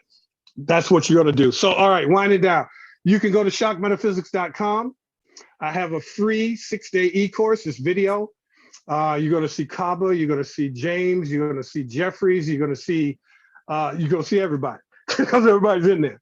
But it's free. You can go ahead, and then if you like it, there's a photo of some of the people in there. If you like it, then you can join it. $14 a month. I think it's $29 a month, but you get 50% off, which is $14 a month, if that's something that you want to do. Also, you want to support my ministry. You want to support First Frequency, what you saw and heard and hear, you believe in. It's only $1 a month. If you like to do more, great, but you don't have to. If you like to come in and learn this stuff and be inundated, be embodied, imbued in this emergence of scholarship, of First Frequency Blackness, be one. Come on over to Patreon, come to our Rev Shock Patreon and get in there and take a deep dive into all of the information that I have in there, videos and information that I can't share on social platforms because of the algorithms. As I told you earlier, I'm being attacked, I'm being censored. There are things that are happening that I have to learn how to circumvent and maneuver. Remember, racial permanence. Wherever there's white people, there's always going to be racism. Wherever there's racism, there's always going to be AI that is going to try to stop Black scholarship and Black excellence. That's why we have Patreon. Lastly, you can go and get our affirmation of power. You heard it earlier at the beginning of this program. We're going to close out and do it now, but you can actually get these beautiful frames that you can print out. This was done by Reverend Billy B. Man Raw. Appreciate you, my beloved, if you're out there watching live. He produced it, so you can go there and download these, print them out, and put them in various different places where you need to be reminded of who you are. So that being said, my beloved, let's turn on those microphones And let's repeat after me. I am one with first frequency. I am one with first frequency. I am one with the first thought idea. I am one with the first thought idea. I am one with the firstborn people. I am one with the firstborn people. Well, therefore, I must be one with the only one. I am one with the only one. Ashe. Ashe. And so it is. And so it is. Good job from there, fam. That's it. That's what it looks like. Let's stop the screen share and go into Q&A if we got time. Hold on here. Let me close this out. All right. Can I? Oh, wait a minute. There we go. Okay. Let's see if I can turn that off, turn that back. Okay, there I am. Hey, what's happening? Wow, there was a photo of me earlier. I said, I look really good in that clip. When I didn't have you the want to beard see you nothing. again? I was like, he's a little sexy, isn't it? Well, now look at me. That's all gamma radiation research. Okay, go ahead. You are looking real good. Looking real good again. What happened to Red Shock? Presentation. Red Shock started studying about white people and his ass got beard grown. That's what the hell happened. Shit. Oh, that was these white great. people that aged their brother. Reverend Shock, thank you, Goddess. so thank you for much. allowing me. Oh thank you so God. much for allowing me to do this. You know what? We've gone an hour over time, but it's all good because it was worth it. You know, we haven't got the time to have the in-depth discussion that, you know, we would ideally love to have. And yet, your presentation has raised so many questions. I mean, there's just, as I was saying before, so much that we could talk about on each of those slides. But very, very importantly, you know, as you were saying, is that we have to learn how to do the research for ourselves. And we've got the experts among us who are here with us and willing to teach us how to become, like you say, PhD level researchers. And I've been posting, as you've been speaking, in the chat, the links so that people can actually look into, inquire, and ideally take up one or other of those research classes that you've been referring to, the training seminars, Dr. Clyde's research course, etc. Because, you know, we need to develop a strategy. Can I say one thing? Is Angie Amara watching? Because she just signed up. Welcome, Amara. If you are she's part of our research course. You're going to meet her. Amara is our Sheila, is the African Sheila E. She is the baddest ass percussionist you've ever met in life. She is amazing, and I love her so. And she just came on board as you were talking. Go ahead, Goddess. Yeah. Thank you, Amara. Just want to give you a shout out. Anderson. That's her. The one and only, the one of a kind. Love you. Drumming in the I love her back. I love her back. That's my girl. Imhotep is saying, thank you, Reverend Shock, for this wonderful presentation. Very informative. And loads of great comments all the way through as well. You know, and there were so many more great comments that I could have mentioned as well, but I just didn't want to stop your flow. A couple of times I tried to interject, but I thought, no, you know, I felt guilty doing so just had to let you roll, you know. But it's been phenomenal. If you would be good enough to come back, we'd love to have the opportunity to expand some more on some of what the huge gems that you've dropped on us today. But yes, please. Well, do me a favor, Shanice. Just get all of the questions that you have, send them to me, and then we'll just formulate a workshop just for them. Oh, right, brilliant. To answer those questions, so we can move it forward in terms of the research, and we can move the family forward with the questions that they're going to ask, so we know where they're at. Yes. So do family. If you had questions and you've yet to put them in the chat as well, drop them in there now, and I will pull them together, and we'll have a session where it'll be in conversation with Reverend Shock. Okay, so we get to have that talk. All right, and get to expand on some of these topics. But also, just to say, from what I've heard, these workshops, these training seminars give us the opportunity to study together as well. So it's a forum, isn't it? And another space that we're creating for ourselves where we can have the high-level conversations that we need to have, and that collective view as we go forward. Because you bring up a good us, point. You bring up a good point. I didn't even think about that, but you're right, Goddess. Where else can we go where all of our top scholars can come together and we can have scholarship? Where else? Where do we go for that? Yeah. You brought up a good point. That's exactly what we've done here. Yeah. Is that we're creating the new Council of Nicaea. We are the ones that's going to run and rule the world, because we'll be able to scientifically write about it and create policy behind it.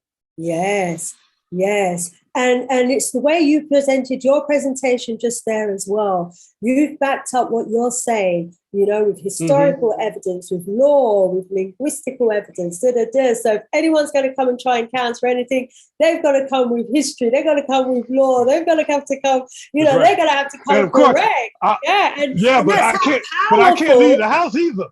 But I can't leave the damn house either, because the moment I walk out there he is, beat his ass. That's Red Shock. Because he's the truth. Beat his ass.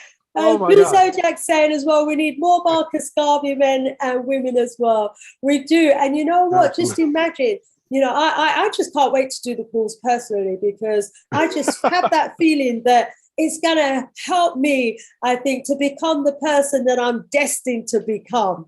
It's that you already are. Shape me.